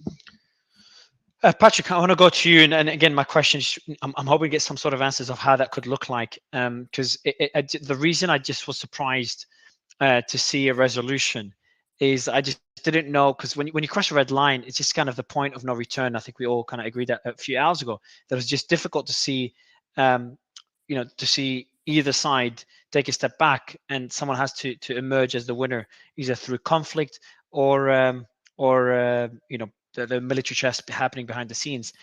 But it just seems that they've both agreed to kind of just end this peacefully. So what I want to try to understand is, how could they end it peacefully?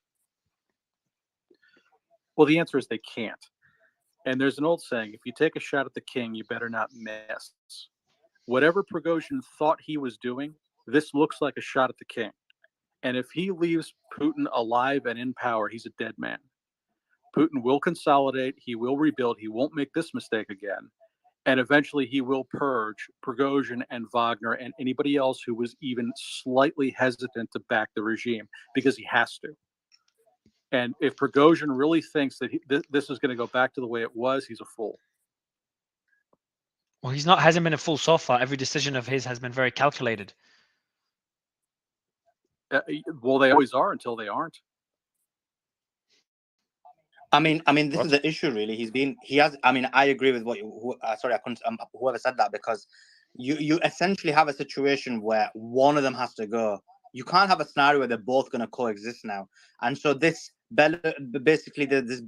president of Belarus getting involved gives them an out, gives them both an opportunity not to look bad. And if somehow, which I have doubts about, that if he's able to give the leadership of the Wagner group to somebody else, then that would be a win for Putin. But I just doubt it, because he's he's so involved in being in charge of a Wagner group, and the Russian military have been relying on the Wagner group, for example, in Bakhmut. This is, despite whatever happens, this is still a huge loss for Putin, in my opinion.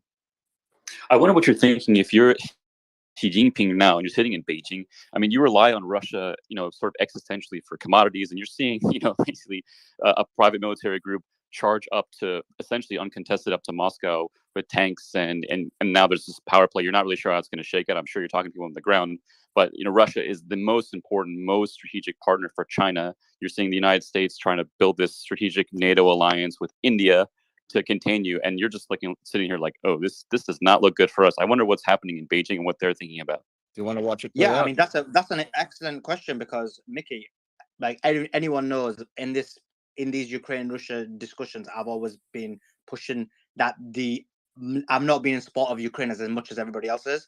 But even in this one, when I'm seeing what's happening, it just again makes Russia look weak. It makes, for example, NATO look a lot stronger. It makes it, and I know this is not about NATO, but you should have to look at it from a holistic perspective. I mean, anyone who's negotiating with Russia, and Russia was making even deals in what you're referring to, Mickey, they're having a discussion with China. We know that. I mean, this just puts everybody and gives everybody a situation where they'll have less confidence about going down that road now. We'll come back 2 weeks from now and see what it looks like. Ian, what do you think? Yeah. Okay. So I think come back 2 weeks from now and see what that looks like. Is the SMO going to ramp up? I mean, that's going to tell us everything we know about this current situation right now, which, arguably is there's a fog of war situation going on right now. But 2 weeks from now, what does this look like? What does Russia look like? What does Ukraine look like in 2 weeks? Are they going to ramp up are they going to escalate the SMO? Because I predict that's what's going to happen. They're going to have to, aren't they, Ian? They're going to have to significantly escalate to try and make people forget this, because this is a and disaster. It's also a consolidation of power, right? I mean, like I mentioned before, like Putin's playing chess here, and I think China is also playing chess. They're going to play the long game. They're not going to make any knee-jerk reactions or make any comments on the situation until it blows over, right? That's a smart move, is just to keep quiet and monitor the situation. I just want to read this, and again, this is from Ocean Defender, so I'm just going to read it because I've seen also a lot of accounts saying this, and this is from Russian state media, although I don't have the exact source, so I'm just going to read it directly. According to Russian state media, major changes to the leadership of the Russian Ministry of Defense, including changes to the current defense minister, Sergei Shoigu, and the Army Chief of General Staff, Valery Gerasimov, have reportedly been agreed upon in order to stop the march of Wagner PMC Group towards the capital of Moscow. These negotiations have also reportedly included the assured security of the Wagner Group. So if this is true, then this is what we were talking about earlier about Prigozhin, through the threat of force and violence, managed to get Shoigu and Gerasimov removed, if these reports come out true, indicating that for all intents and purposes, unless I think this is where I think Putin now has to plan his plan B, how does he regain control? I think, Patrick, you said it. Because right now, the guy who controls the guns and has the military force in Russia that can actually affect change, as demonstrated by what's going on, appears to be Prigozhin. So Putin definitely has to come up with a plan to tame it. But we got to see if these reports come true and Shoigu and Gerasimov are removed from the Russian Ministry of Defense. So if they are removed, I think it shows, if anything, that Putin has always been in control. This thing was theater, right? I mean, we speculated early on that this was theater. How he could have fired them in a heartbeat, and nobody would have questioned him as much. Are you sure about that? I mean, these guys are protected. They have a lot of political support in the Kremlin, right? Okay. Shoigu and Gerasimov have a lot of protections in the Kremlin. And this, Prigozhin's always been calling it, right? He didn't call it a coup at first, right? The coup label was given to him by the Russian media and by the international media. But for him, and he has returned to this rhetoric about how it's a march of justice. It's proven its point. He proved his point, right? That the heads of the MOD need to be replaced. That needs to be some systemic change there that is going to benefit the Russians on the front lines. I mean, what was their meeting 3 days ago, 4 days ago, maybe 5 days ago by now? Because we're talking about this a day after this has all happened. What was that meeting between Putin and Prigozhin about? We don't know, right? We can only speculate on it. But I think Putin has always been playing chess here. And I might sound like maybe I'm being a bit of a fanboy or maybe wishful thinking here, but I mean, when was the last time Putin's made a mistake like this that saw something like this happen? Ever? The meetings between a leader and the person who's launching a coup against that leader in history has happened. We've seen it in Mali. We've seen it in this, like across, like that's not an indication that Sudan recently, Hamedi and Rouhani met consistently all the time, and Rouhani, Hamedi failed at the coup, and now they're in civil war. Like if Putin's for not Putin to those say guys. that, if you're telling me then Shoigu and Gerasimov, if you're actually advocating that Shoigu and Gerasimov, with all reporting indicates, were lapdogs for Putin, that is clearly what it is, had enough power to be in control of the Kremlin, and that Putin could not have just automatically fired them, then you're just proving our point that Putin is not the most powerful man. So either now he perhaps couldn't he is. fire Shoigu and Gerasimov, And now perhaps he is. he couldn't fire. After declaring war on Prigozhin, The and Prigozhin consolidation having of power the guns, looks like this, right? And what we're going to see now is a purge, right? A general purge of the MOD, as well as all of the staff units that sided with Wagner. They're gone. They've proven that they're disloyal. Is it Prigozhin going to take over? Also, Because also that's can I the ask you a quick, has the weapons. also a quick question, because I did miss a bit. What in terms of from the, I know we're concentrating on the coup, but just in terms of what impact has this had? Because I heard Mario saying that there has been this loss in land. There's been movement from Ukraine. So in terms of from that perspective, how much have an impact has it had on the Ukraine? I mean, I think there's some footage that's coming out, and I think there's going to have to be confirmed. But I don't want people to lost ground. Also, has Russia lost ground due to this? There is reporting of it. Zero to minimal impact. I think there has been reporting of it. There's been reporting that Russia has lost ground. There has been reports that Ukraine has crossed the Dnieper River. But obviously, the whole entire focus right now has been on the current situation domestically in Russia, not on on Ukraine. And we have to get, although those videos might be a little bit delayed, and then it takes time to actually geoconfirm exactly what's happening. And then again, from Ukrainian sources, we have said there has been reports of Russian forces have been pulling out in certain sectors along the front line. Now, I don't believe is determinative of like now Ukraine has the upper hand, they're going to win it automatically. But clearly what Prigozhin did in Russia right now clearly had a major disruptive effort on Russia's defense one way or another. The question is how quickly can they recuperate if this is done? Because I think the excellent point was brought up.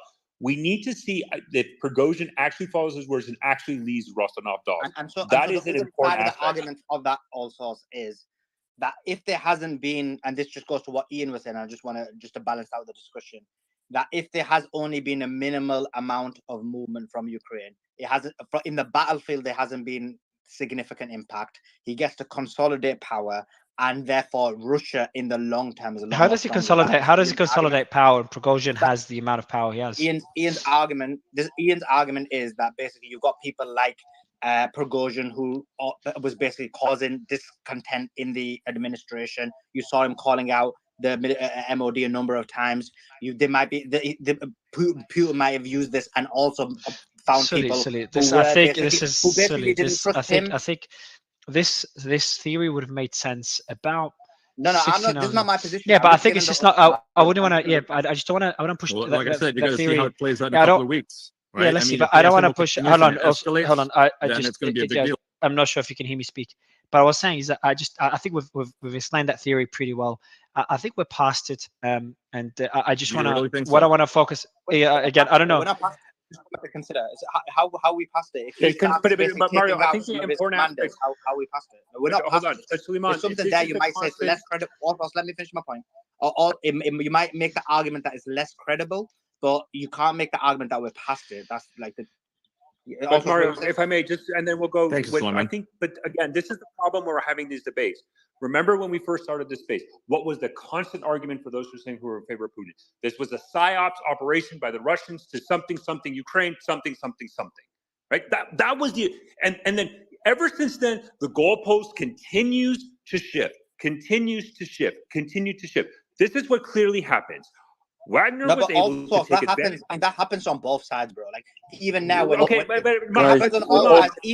even now, I'm seeing like you're right. That did happen. People make whoever's pro-Russia or pro-Putin was making them excuses. Similarly, now when the deal's happening, people on the other side are having a panic as well. So this happens. Like it's not one side who does this, and that's why from the balance perspective, like I agree with you that happens, but that's part of it. But anyway, let me go to Patrick. Patrick, What's your thoughts on what's going to happen next? So we know that there's these discussions. How long do we wait before we find out whether there's going to be fruition in these discussions? Or will there be movement again? Could there be a retreat? Like, what do we think is going to be happening? Is there actually one thing I want to ask Patrick? Is there a possibility any of this could be a bluff? Considering that I just don't understand how Prigozhin could still be in power after what we saw. So Patrick, maybe that's a question I'd like to know. Well, I mean, I think I had this said earlier. I think in the long run, Prigozhin gets purged. He has to. And I have to say, I don't agree with Ian on this. There is no way Putin did this just to get rid of Gerasimov and Shoigu, and for two reasons that stand out to me at least. Number one is the damage to his own legitimacy. It looks like he almost just lost his capital. Whatever Machiavellian games he was playing, that's going to be an impression on a lot of people. 2 battalions? Two, I don't think so. Two, Ian, a please, lot if of you his can- own troops refused to fight. And that's the other side of this. Yeah, they were conscripts. Yeah, they were rear area units, but they refused to oppose this. And that betrays a level of rot in the Russian army that is genuinely dangerous. I don't think he exposes both of those things just to get rid of two subordinate officers that he could have trumped up any number of charges on if he really felt he had to get rid of them. No, I would say I would posit the opposite position here and suggest that this shows where Russia is weak and who needs to be purged, who needs to be gotten rid of, right? When you have commanders who are turning tail or siding with Wagner or standing down despite having orders not to do so, that shows they can't be trusted. Those guys are gone. Those guys are gone faster than Prigozhin is. And if anything, this proves what Putin needs to do to make sure that his army is 100% foolproof, right? Because yeah, it does expose a massive weakness or series of weaknesses in the Russian military. All these things need to be dealt with, and we will see this being dealt with in the coming days and weeks. Russia, so important updates. 1 minute ago, Russia retains control over tactical nuclear weapons that will be deployed in Belarus. This is in line with international obligations. Russian Foreign Minister Sergei Lavrov said on the air of the ONT television channel, "We were very concerned about the nuclear weapons of Belarus, and Russia claims they have these tactical nuclear weapons under control." Prigozhin's mercenaries leave Rostov-on-Don to the cries of Wagner. Rostov. Гражданам России. So they leave Rostov They according left to Rostov. this. Okay. And they're stating Wagner. Guys, please, just okay. I'll say it for you. If you let me finish, please. Prigozhin, so Wagner in strength. That's according to SOTA. And then we've got TASS reporting in the work of the Telegram messenger in Russia. Failure continue according to the Down Detector portal. So this is just the latest update. Again, further de-escalation. People were saying earlier that we would not see a movement out of Rostov and just movement out of Wagner. So we see Wagner completely pulling out of everywhere, which is surprising to most. And I don't want to very good news. but yeah. Sorry, just as an update, Mario, what you read out about Wagner fighters in Rostov, I don't know whose mic's open, but it's echoing, leaving. That's true. But there's conflicting, and this is unverified at the moment, that Wagner troops are turning on Prigozhin and saying that this was a drive to Moscow and they will be going to Moscow regardless. Who's saying that? This is a Middle East Spectator. It's a Telegram channel who's been posting updates, so it's unverified. I think there's just some pushback. I just don't think it's enough. If you look at the movement on the grounds, they are going back to their bases. But there's definitely going to be people that are not clearing out rough stuff. Ian, please. I'm sorry, I've interrupted you like a million times today, Mario. Okay, thanks, bro. But there's movement back to the bases. To give Mario credit. And to give Mario credit, he's a lot of patience. He's going for nearly 23 hours. 30, so over 30. But yeah, so Von, what do you make of this? What do we make of Wagner forces going back to their bases? I need to share something. So this is from a Rush Brief Telegram channel, another Russian Telegram channel. It says from Fightuk's News, quote, source, the criminal case against Prigozhin will be dropped and PSC Wagner fighters will receive legal immunity. Who said that? Sorry, read that again also slowly, please.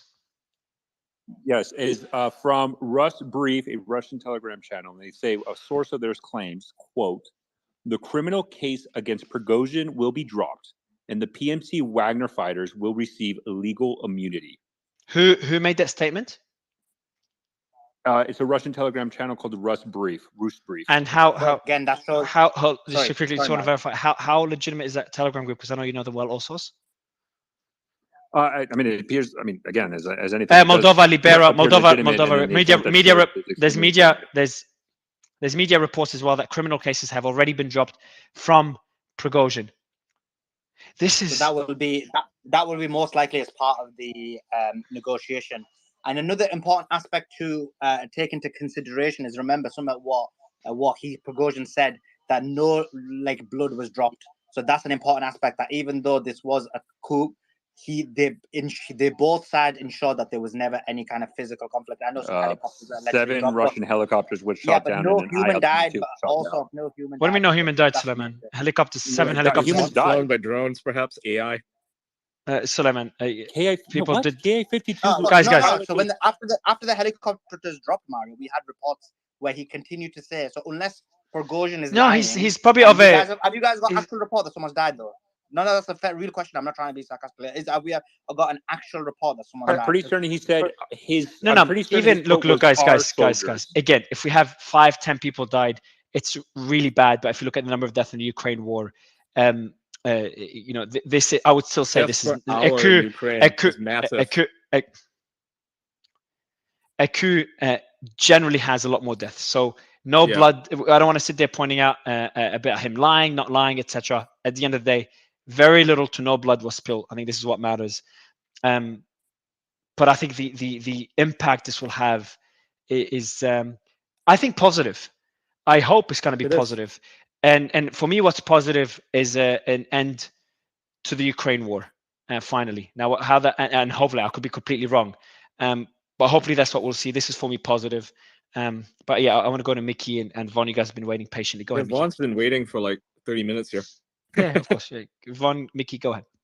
So, what was your question, Mario? I'm sorry, I heard it, but then I got sidetracked with everyone getting. Prigozhin just got immunity as well as his forces. So how long is that immunity going to last for? We know what Putin does to anyone that questions his authority. What would you expect him to do? How long will that mutiny last? Is that a legitimate, not mutiny, immunity? And how long? Yeah, what can Prigozhin? What options that Prigozhin has? Breaking news and tasks here. In Voronezh, the restrictions on movement of vehicles has been lifted. Wow, everything's just moving so quickly. This is mental. Yes. Finished. Yeah. This is mental. It's done. As I said earlier, Putin offered amnesty to anyone in Wagner who put down their arms. This negotiation is Prigozhin putting down his arms. Therefore, he's eligible for the amnesty. This will hold for the near term. I don't know midterm. I mean, he did commit treason, so eventually he'll probably get purged. But like I said, I expect to see. And everybody's talking about African coups here and there, but the one that people I think we should really focus on is the Turkish. Is a Turkish coup, and how Erdogan jumped at our opportunity to use it to his advantage to consolidate power. I expect Putin to do much the same. As Ian said, all the disloyals outed themselves as disloyal. Expect them to be purged.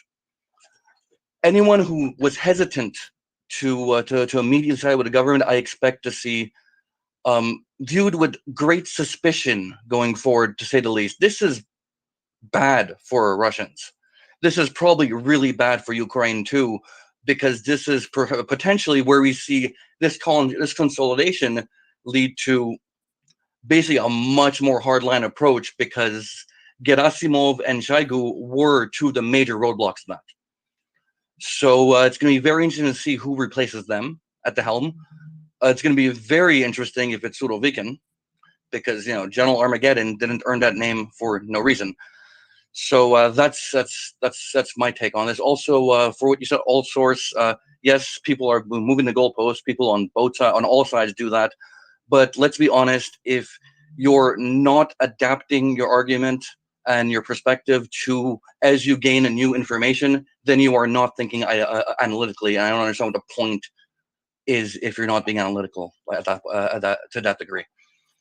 No, look, I just remember. I'm just saying this, and I'm going to say it again. By you, I don't mean you personally. I just want to be clear. I know. But I think because I want to agree with you on something that I think is very important, and this is where we cannot just this is something that Patrick has said, and I think we need to highlight importantly. If Prigozhin managed to get, and it looks like it's all coming to fruition. It looks like it's all getting to fruition. If Prigozhin, through his actions, which were clearly, as I think we all agree, was an armed insurrection / coup, armed rebellion, or whatever, new mutiny or whatever, managed to, 1, gain immunity for him and his force. 2, get Wagner now to be incorporated with legal protection under the Russian MOD. 3, managed to get Gerasimov and Shoigu fired.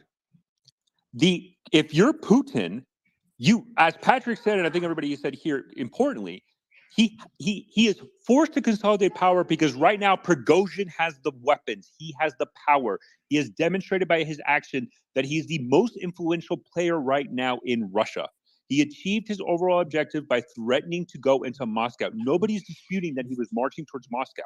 He was going to Moscow. When he achieved his objective, he consolidated and pushed back. I'm sorry, but this idea that Putin somehow now thinks that he somehow consolidated power, I just can't see how anybody can look at Putin and say, you're clearly the most powerful man in Russia, when you have Prigozhin, who through military force managed to do that. And that's been my argument. This is a challenge to Putin's regime because Shoigu and Gerasimov were part of the Putin regime. You're underestimating him. But on the flip side, it's not that he has to take the opportunity. It is an opportunity to consolidate power. Take it. But on the other hand, it's weird to look. He didn't achieve this by military force. He moved the column up to Moscow and then accepted amnesty and negotiated. We got to take all the factors into account here. This isn't some I drove tanks into Moscow and shot people. This isn't. Yes, it's a challenge to his power, but not to the extent that people think. You got to look at these things a bit more balancedly, because he accepted the amnesty. It was negotiated, and an attempted coup that ended with single-digit bloodshed, because there's pedants who are going to call me on that, and negotiation, and that's a sign of weakness. You guys are insane. No, but Vaughn, okay, first of all, this is the greatest loss of life for the Russian Air Force since the beginning of the invasion, number one. Number two, though, that I think is very important to highlight, that we need to admit, we are assuming right now that generals within the Ministry of Defense will willy-nilly accept this. Let's say, Ian, you're right, that Gerasimov and Shoigu have enormous political power that Putin cannot fire them on their own, and now they've just been released. Then what is the effects on the Russian military chain of command where a private military corporation can dictate who is in power within the Russian Ministry of Defense? This might be over in this time frame right now, but you have to analyze the second and third order effects. Ideally for Putin, everything just settles, the dust settles, everything goes away. But if I'm Sirvokin, if I'm a Russian general currently in Ukraine, and Prigozhin comes up to me and says, you will do this, you will execute this operation, does that Russian general has the balls basically to say, no, I'm not going to do that because of X, Y, and Z? This is a complete, this is the textbook example of degradation of mission command and control, and firing your Minister of Defense and chairman of the Joint Chief of Staff during an active war is, one, terrible in of itself, and two, the down effects across the chain of command will be felt. I think that, now, this is clearly, I'm speculating, but just to say this is done, let's shake our hands and everything is hunky-dory for Russia, after everything we just saw in the last 12 to 24 hours, we need to continue to analyze the effects of the Russian military going forward on this. Also, can I ask you a question? So obviously I've been following this and you've been following it. So you said, I'm really glad this is the outcome at the moment. But you said Prigozhin wanted to show Putin that he has all the power. Mission accomplished. He's done that and now he's retreated. For what? So why would you make an enemy of somebody like Putin just to show him you have the power and then retreat and think it's all fine? What was the purpose of this? Surely this whole exercise over the last 24 hours was not just to show Putin from a distance. Because do you think Putin's not going to take measures now to do damage limitation, to protect and I agree with you, Khaleesi, 100%. So then what's the point? No, what I'm asking is, I'm not being confrontational, but I'm just brainstorming with you. What was the point of this? Surely it just wasn't to show the power. There must have been, I'm still trying to figure it out myself. What was the purpose of this? Why did you do it? Because I think Prigozhin, so this is the question that we need to analyze also, right? And I want to push it on to other speakers. I don't want to hog the space.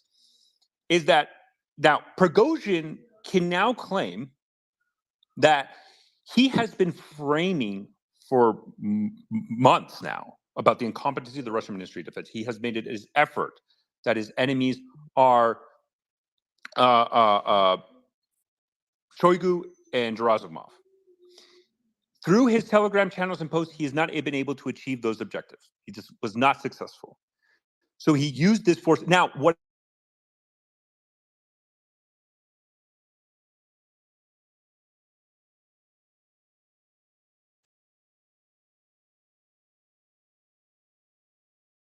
Russian Ministry of Defense, right? This has been a push of the Russian Ministry of Defense consistently to have Wagner subordinate to the Russian Ministry of Defense.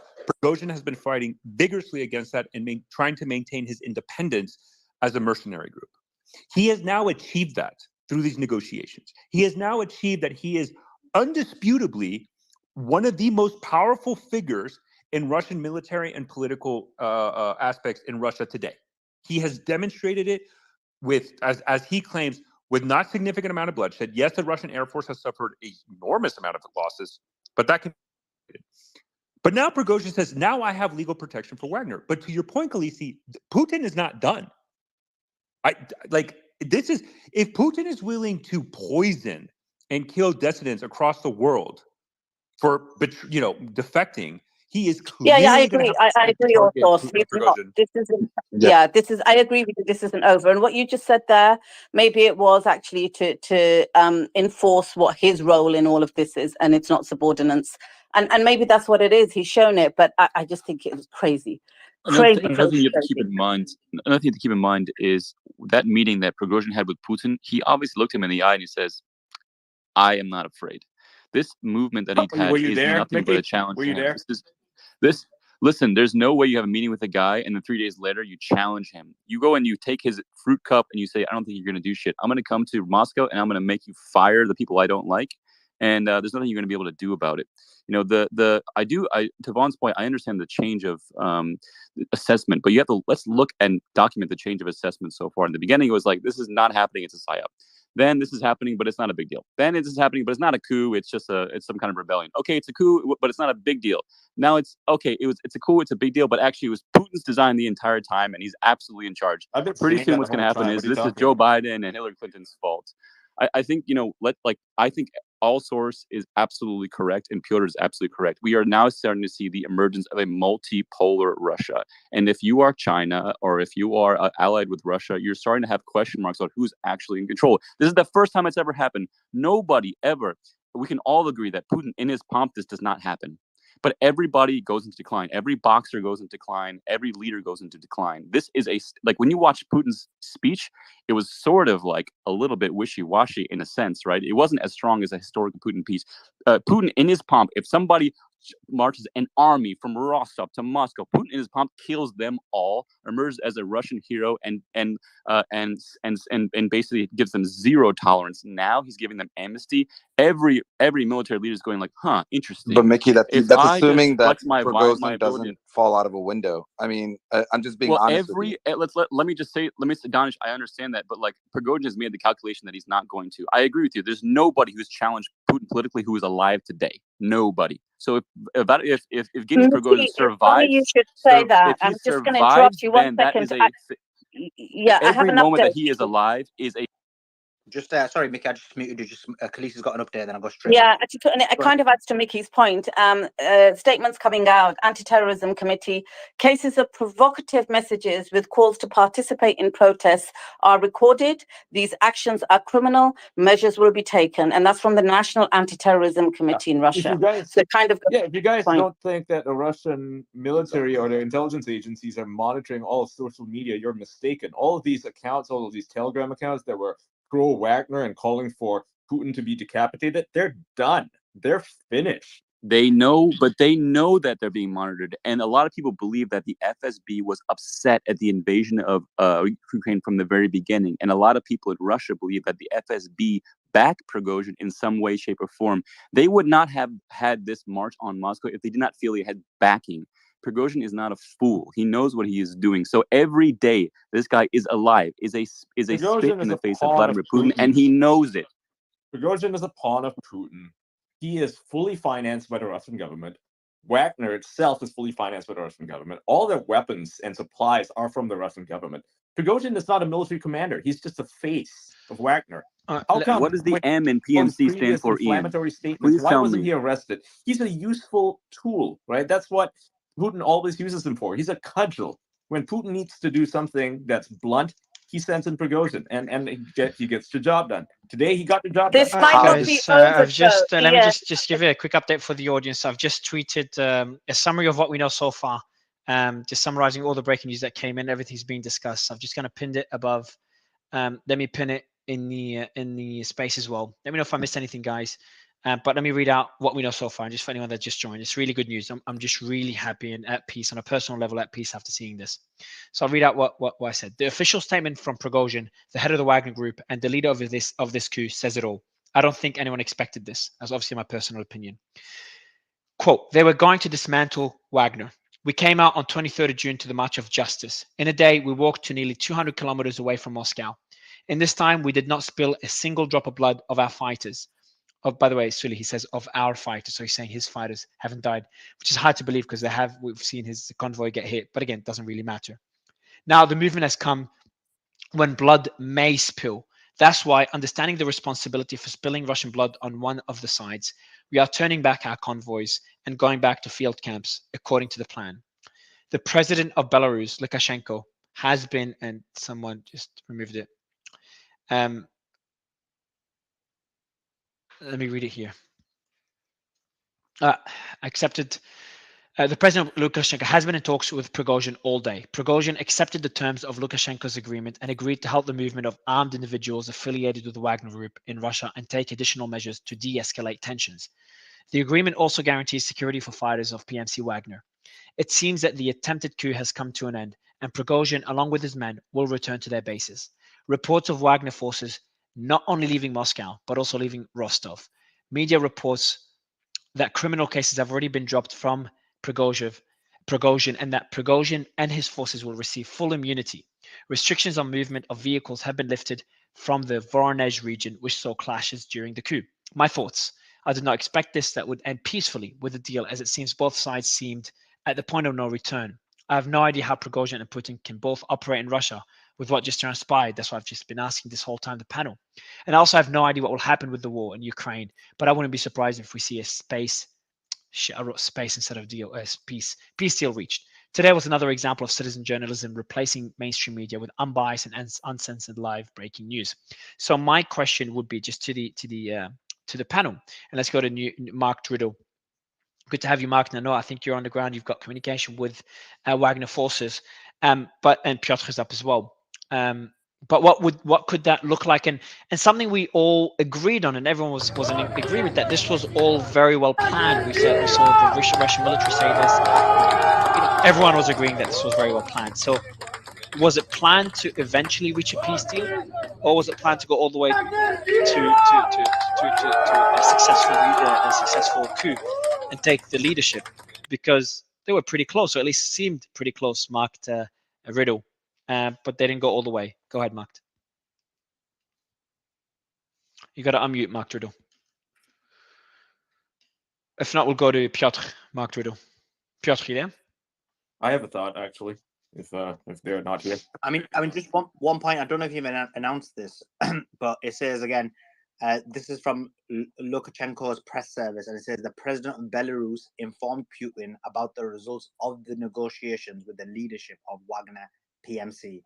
The president of Russia supported and thanked his Belarusian counterpart for the work done. So again, he's taken credit for, and probably may have had a significant impact in ensuring that basically things don't escalate. So you're going to go to Sneak? Oh, he's dropped as well. Piotr. Oh, he's dropped. Just glitching. I think for the crazy. I think Khaleesi's got an update, and if not, then I'll go to somebody else. Go on, Khaleesi. What did you say? Yeah, just very quick. So one of the ones is the one that you've just given, and not to dampen the spirits of kind of relief here.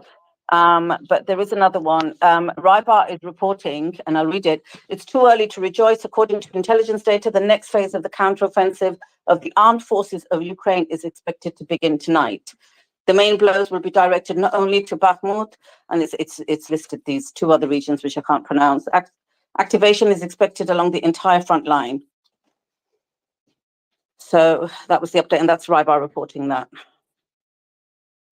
Oh, I've got more news. I just found out. I thought I was going to sleep for a long time. I've got a flight in not long. I have a long flight to LA to film a show. So breaking news. I will not sleep. Let me Ian, please. Go to me. Ian, Enjoy your guys. Ian, we'll go to you, but there's a lot of hands up, man. I promise you've got the record for the most talking. Like everybody please. was dropping, and I guess I dropped too. Yes, exactly. Yep. Ian, please. Yeah. But let's go first. Thank you, Ian. I appreciate the permission. Piotr, again, the same question is as I've asked earlier. It's a more broad question, actually. What can happen next? And if this was all planned, was the peace deal planned as well? Or was it actually not planned and they still succeeded the way they did? It just questions a lot of things. Yeah, I get you, and I would appreciate it if Ian can hold the mic for just a second, because he's quite hot, and I think it. Please, yeah, on a serious note, let's just keep it a nice discussion. Yeah. Anyway, okay, I'll talk to the subject matter. So, for me, I'm not going to pretend that I was like, yes, this was all part of some conspired plan. But when you begin to look retro, what's the hindsight is marvelous, isn't it? Right? We can all sit here now comfortably in our couches and say, yes, that was all part of a very clearly well executed plan, and maybe even the peace deal was. I'm not sure. I mean, clearly there was a desire to do something, I think, to make Putin sit up and pay attention even more than statements from Prigozhin. But maybe the Wagner Group didn't expect it to go this well.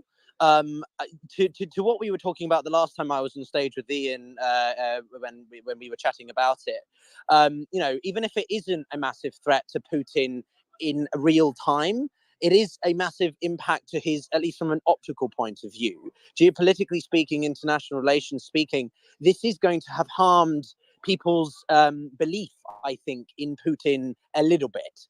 Even a little bit, Piotr, let's be honest, it's a lot. And before, don't know one jump in. I think it is, but I'm trying to be fair to both sides. I don't want to get into a back and forth, right? So I'm trying to be balanced here.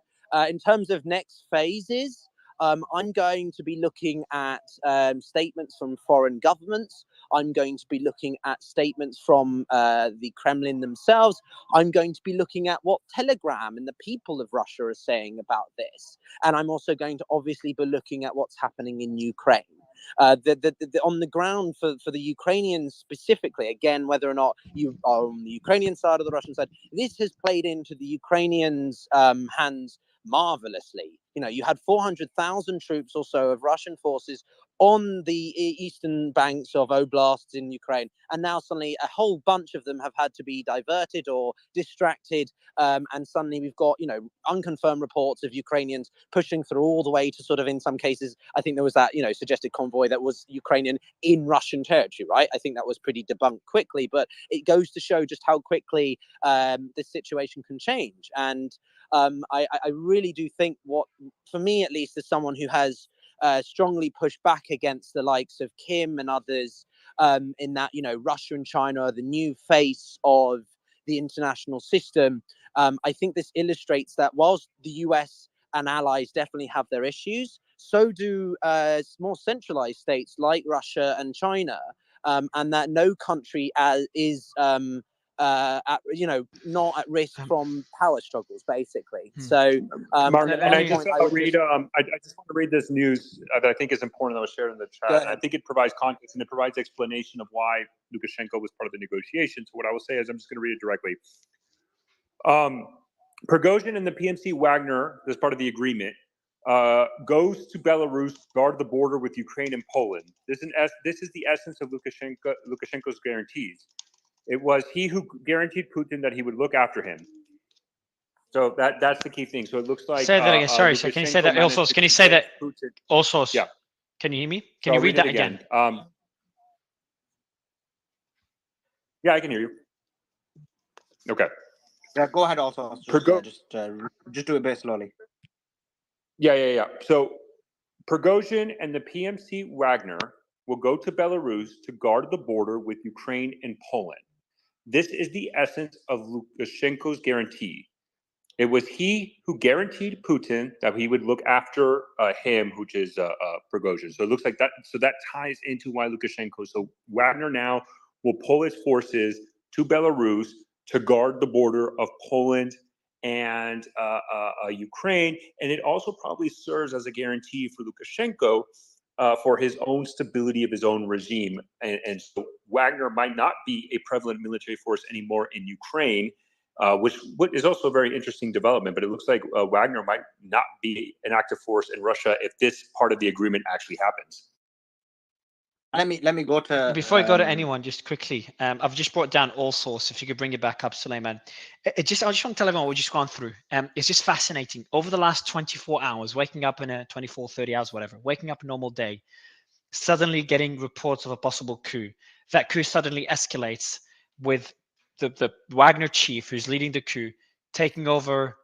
I'm not going to say taking over territory, but essentially moving to the southern district and seemingly having control of about a quarter or a fifth of the Russian military, including the headquarters for the Russian military in Ukraine, and then moving towards Moscow extremely quickly and getting to Moscow Oblast, the state of Moscow, with reports of potentially Putin fleeing, very limited resistance, and a lot of us, almost everybody, saying that this looks, actually everybody on stage said this looks really bad for Putin. And then when everyone's expecting the worst and fearing the worst and talking about what's going to happen next and talking about the worst case scenarios, and looking at a scenario where the point of no return has been reached and was reached a really long time ago, somehow last minute a peace deal is apparently reached, and then we get mixed messages. Is there a peace deal? Is there not a peace deal? Just imagine that roller coaster we've been on, and in that whole time, while this is all happening, everything's happening on Twitter. Everything's happening live. Elon Musk tweeted, the Bill Ackman, just everybody supporting what we're doing here with citizen journalism, reporting everything live, reporting from the ground, reporting all sides of the story, verifying things live in the space. Before, and I would watch all this mainstream media and their live feeds. They'd be 10, 20, 30, 40, 60, 65, 70 minutes late reporting the same stuff we reported.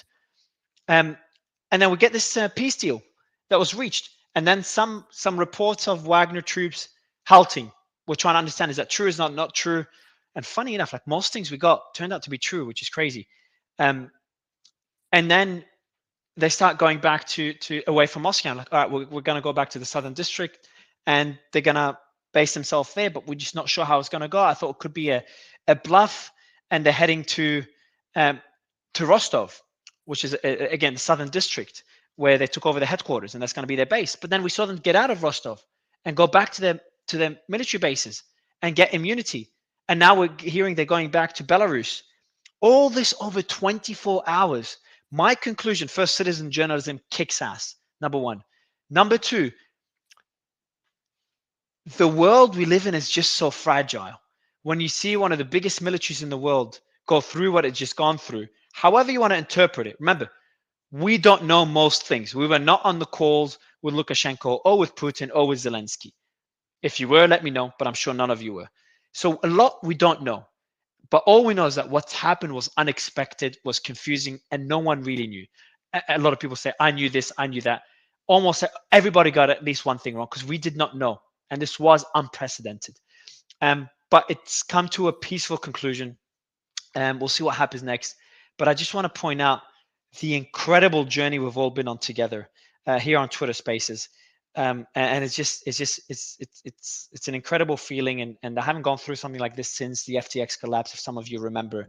And this is for me the biggest event I've ever gone through, or the most concerning one on a personal level and on a business level since the Ukraine war. So I just want to applaud the speakers, the panelists, everyone that's come and gone, and of course the co-hosts, All Source and Suleiman and Khaleesi. I do want to go back to the discussion though.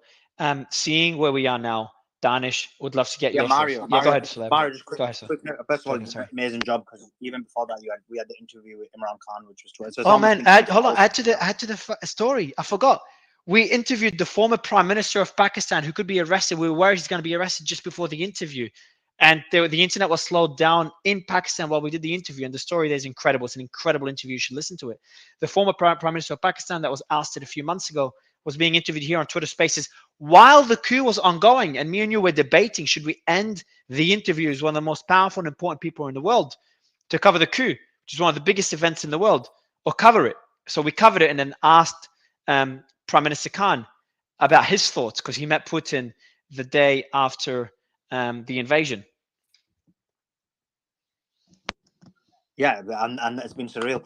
Just another report from Osin Defender, and he claims it's from the Russian state media. He says that there's going to be major changes to the leadership of Russian Ministry of Defense, including to the current defense minister Shoigu and the army chief Gerasimov, and have reportedly been agreed upon in order to stop the march of the Wagner PMC group towards the capital of Moscow. These negotiations have also reportedly included the assured security of Wagner Group. So again, I mean, if that's again part of the deal, that is huge. Like, I mean, Ian, I have to. There's another before you go, Ian. There's another piece of news as well, Sully. It just doesn't look good for the Putin. Akhmat unit has withdrawn completely from Belgorod, so that's a Chechen army, as according to a brief source. And also Viktor Alkansis, who's a Russian political and former Soviet Air Force colonel of Latvian descent. He's a chairman of the Russian Center of Free Technologies. Is he based in the U.S.? He's based in the U.S., right? Yeah, he's probably anti-Russia based on what he said. He's Let me super just try to anti-Russia. check now. He's coping right now. He's saying that, I'm reading his quote here, "I have to admit with bitterness that the Russian Federation has come one step closer to its final and irreversible death." Yeah, it sounds like a lot of cope there. Sulaiman, what was your question? Well, my question is, you've got, like, first of all, if Prigozhin lives, that's going to really make Putin look weak. If he does nothing to the guy who did all this, that's not great, right? It's going to give other people impetus to do the same later. The second question is, if part of the deal is that Prigozhin gets what he wants and he has to basically drop Gerasimov and Shoigu, again, you have Prigozhin being basically, Putin having to basically bend the knee. I mean, overall, if all these things happen and there's no consequences, this makes Putin look really bad. There's plenty of Well, yeah, but consequences. Suleiman, that's exactly what I said. Putin doesn't have both hands on the steering wheel. It's So a there, is your name Ian Mouse Chong? Sorry.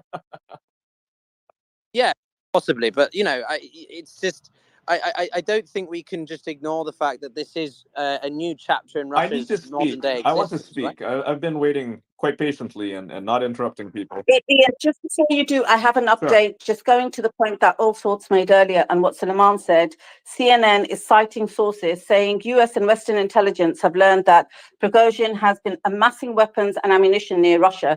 If reports are true that Prigozhin and Wagner will receive guarantees at the level of the Duma, then this means that a private parallel army will be legalized in Russia, which will not obey the central government, and Prigozhin himself will emerge victorious and stronger than he was before. And I think that's the point that All Sorts and Suleiman just made. No. I mean, I don't think that. Like, I think that's just again the Western media trying to. So I have a news from RA University. I don't agree to that level, because that's just they're trying to make it look like there's two armies who are equal. It's basically to cause another civil war. That's why they're doing it, the mainstream media. But my point is this: that no matter how, so it's a more separate point. That is, no matter how this comes across, this makes Putin look weak unless he doesn't do something to Prigozhin. So this makes him look extremely weak. So I have an update from RA University before I answer the question. I'm going to push it on to Xerxes right now because I know he's been waiting for a little bit. Can I report the fucking news? Yeah, just let Ian is fine. Good Lord. Like, you know what? I got to drop. Like, I'm having to before I have a Sorry, chance guys. to speak, and I'm trying to break some news here. No, Ian, go ahead. So PMC Wagner, apparently, this is RA Novosti, that's the Russian state media, plans to return to its field camp in the LPR, that's the Luhansk People's Republic, according to Wagnerites who are currently present in Rostov, right? So they're exiting Rostov, and they said that they're going back to their field camp in LPR. That's RA Novosti. So that's the latest update on that. As for what I wanted to say, I mean, this whole thing has been a wag the dog situation, right? It's been months in the works. You don't get to do what he did without people knowing about it, right? So, and I want to read a really funny message from Patrick Henningsen, right? I think this is for the audience here, right? He says, we've teamed up with Samaritans to open a 24-hour helpline, a therapy and counseling line for any NAFO fellas currently in meltdown over the coup that wasn't a coup. Anyone needing help getting through this tumultuous episode, just call 1-800-888-COPE. We're here to help you. So, yeah, you can go to Xerxes or whoever. Yeah, go ahead, Zeki. Yeah, I had a quick question for Patrick. So just some of the stuff I was reading, funny enough, I was on reading through some of these IRGC Telegram channels saying, if Putin needs us, we're going to go over there. We'll prop him up just like we did it in Syria with Assad. I thought that was pretty funny. But I had a question about where we go here when it comes to Wagner. I mean, some people are saying kind of what's the future of the group. We're seeing them in Syria. We're seeing them all over Africa. In certain areas. I don't want to go through the list of places, but I'm curious, Patrick, I wanted to get your opinion on kind of what you see next as their future in some of these areas, because depending on what some people think, I don't think they're going to be absorbed into, I think that what someone said earlier, I agree with kind of where they're going to move forward. I don't think they're just going to be absorbed into the Russian military, but I'm curious on what the future of that group is in these different areas, because, I mean, their removal in some of these areas, or, them being taken out, it affects stability in a lot of different regions. So I'm curious on what you think about that, Patrick, or whoever wants to chime in on that. Yeah, well, I think that's right. I think we probably see Wagner continue to operate, especially in the developing world. They've, for much worse, actually, been able to make some decent money there. As far as the Ukrainian front, if all sources are right, and that turns out to be true, that they are being rotated in to guard the Belarusian border, both against Ukraine and also Poland, that is going to remove a lot of reliable combat power from the active front against the Ukrainian army. And that in and of itself is dangerous, especially if they really are doing a command shakeup as some part of this deal with Prigozhin. So that may actually come back to bite them. We'll have to see. But as far as Wagner's overseas operations, again, assuming Shoigu or assuming Prigozhin survives, yeah, I would expect those to continue, at least for the foreseeable future. And just to tag on to that, Zerhis, I mean, there were reports on and off that, sort of Wagner were going to be pulled out of Mali and that they were going to be lowering their activities in Syria and Libya. But, that was never confirmed. And equally, how on earth would you operationally have, logistically speaking, gotten them from Africa to this part of Russia if it was genuinely a coup attempt by Wagner forces, right?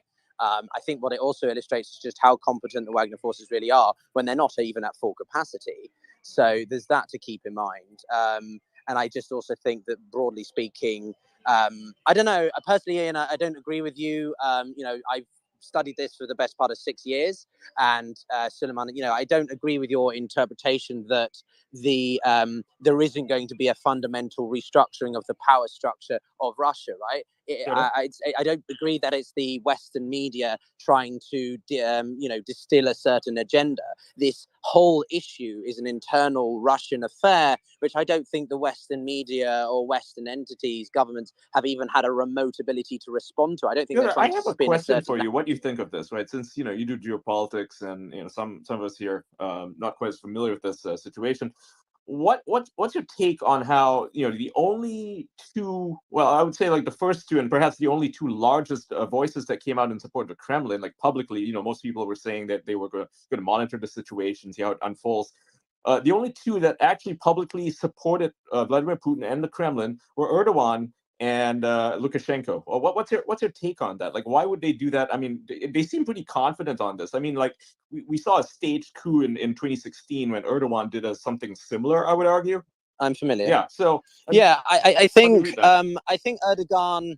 I can't remember what the Turkish statement said. I don't think he explicitly said Putin. I think he said for the current. No, he said Putin. He said Putin. He did Erdogan, say Putin. Erdogan and did say Putin. Iran. Okay, so Iran did not. In that case, then that's because Putin expressed his undisputed support for Erdogan in the election, as I said.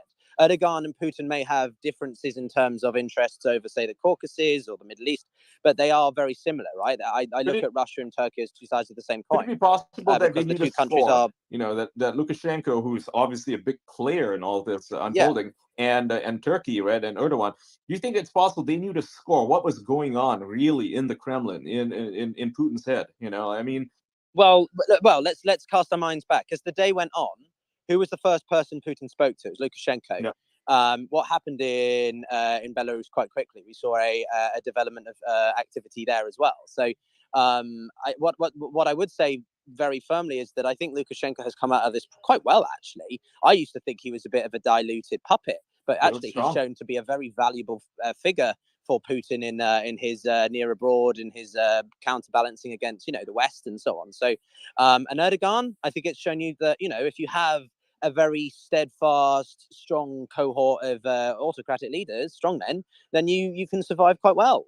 But I just, I think we should be careful in making strong claims that this isn't a major challenge to the existing power structure. Putin's going to have to make some changes. The defense industry is going to have to change. Speaking of changes, I mean, Putin in this 24-hour period, he has passed a number of new laws and regulations that not only reshape the the apparent makeup of the MOD, but also the general core, right? I mean, he's offering basically amnesty and recruitment for prisoners, right? That's one of the things that he's pushing in, and also there's new crackdowns on various, I wouldn't say freedoms, but like the way that things are handled in the media and in in civilian life itself.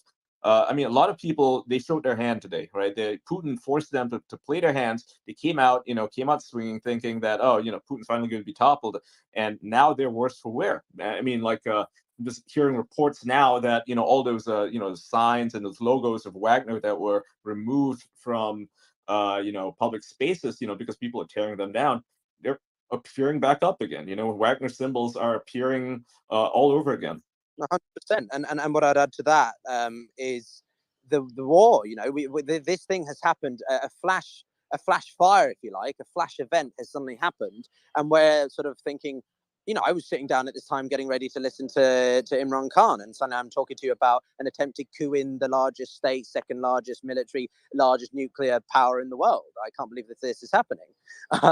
And what I do think, though, is we need to remember that there is still an ongoing war, which a year ago was considered to be the greatest threat to modern day society since the Second World War. An example that great power in kinetic war is not finished. But what this has done, I think, greatly changed the dynamics on the Eastern Front. Whether or not the Ukrainians will definitely sort of dominate it, I'm not sure, but it's definitely played into their hands. And I want to see how quickly the Russian government can muster up their strategical, initiative to either slow down that counteroffensive or change the war in their favor. Which, we're going to see how that develops in the next few days, for sure. So I just wanted have a very quick go ahead, update. Sorry, the press service of the governor of Rostov region said about the statement from Prigozhin, who decided to return his fighters to their positions.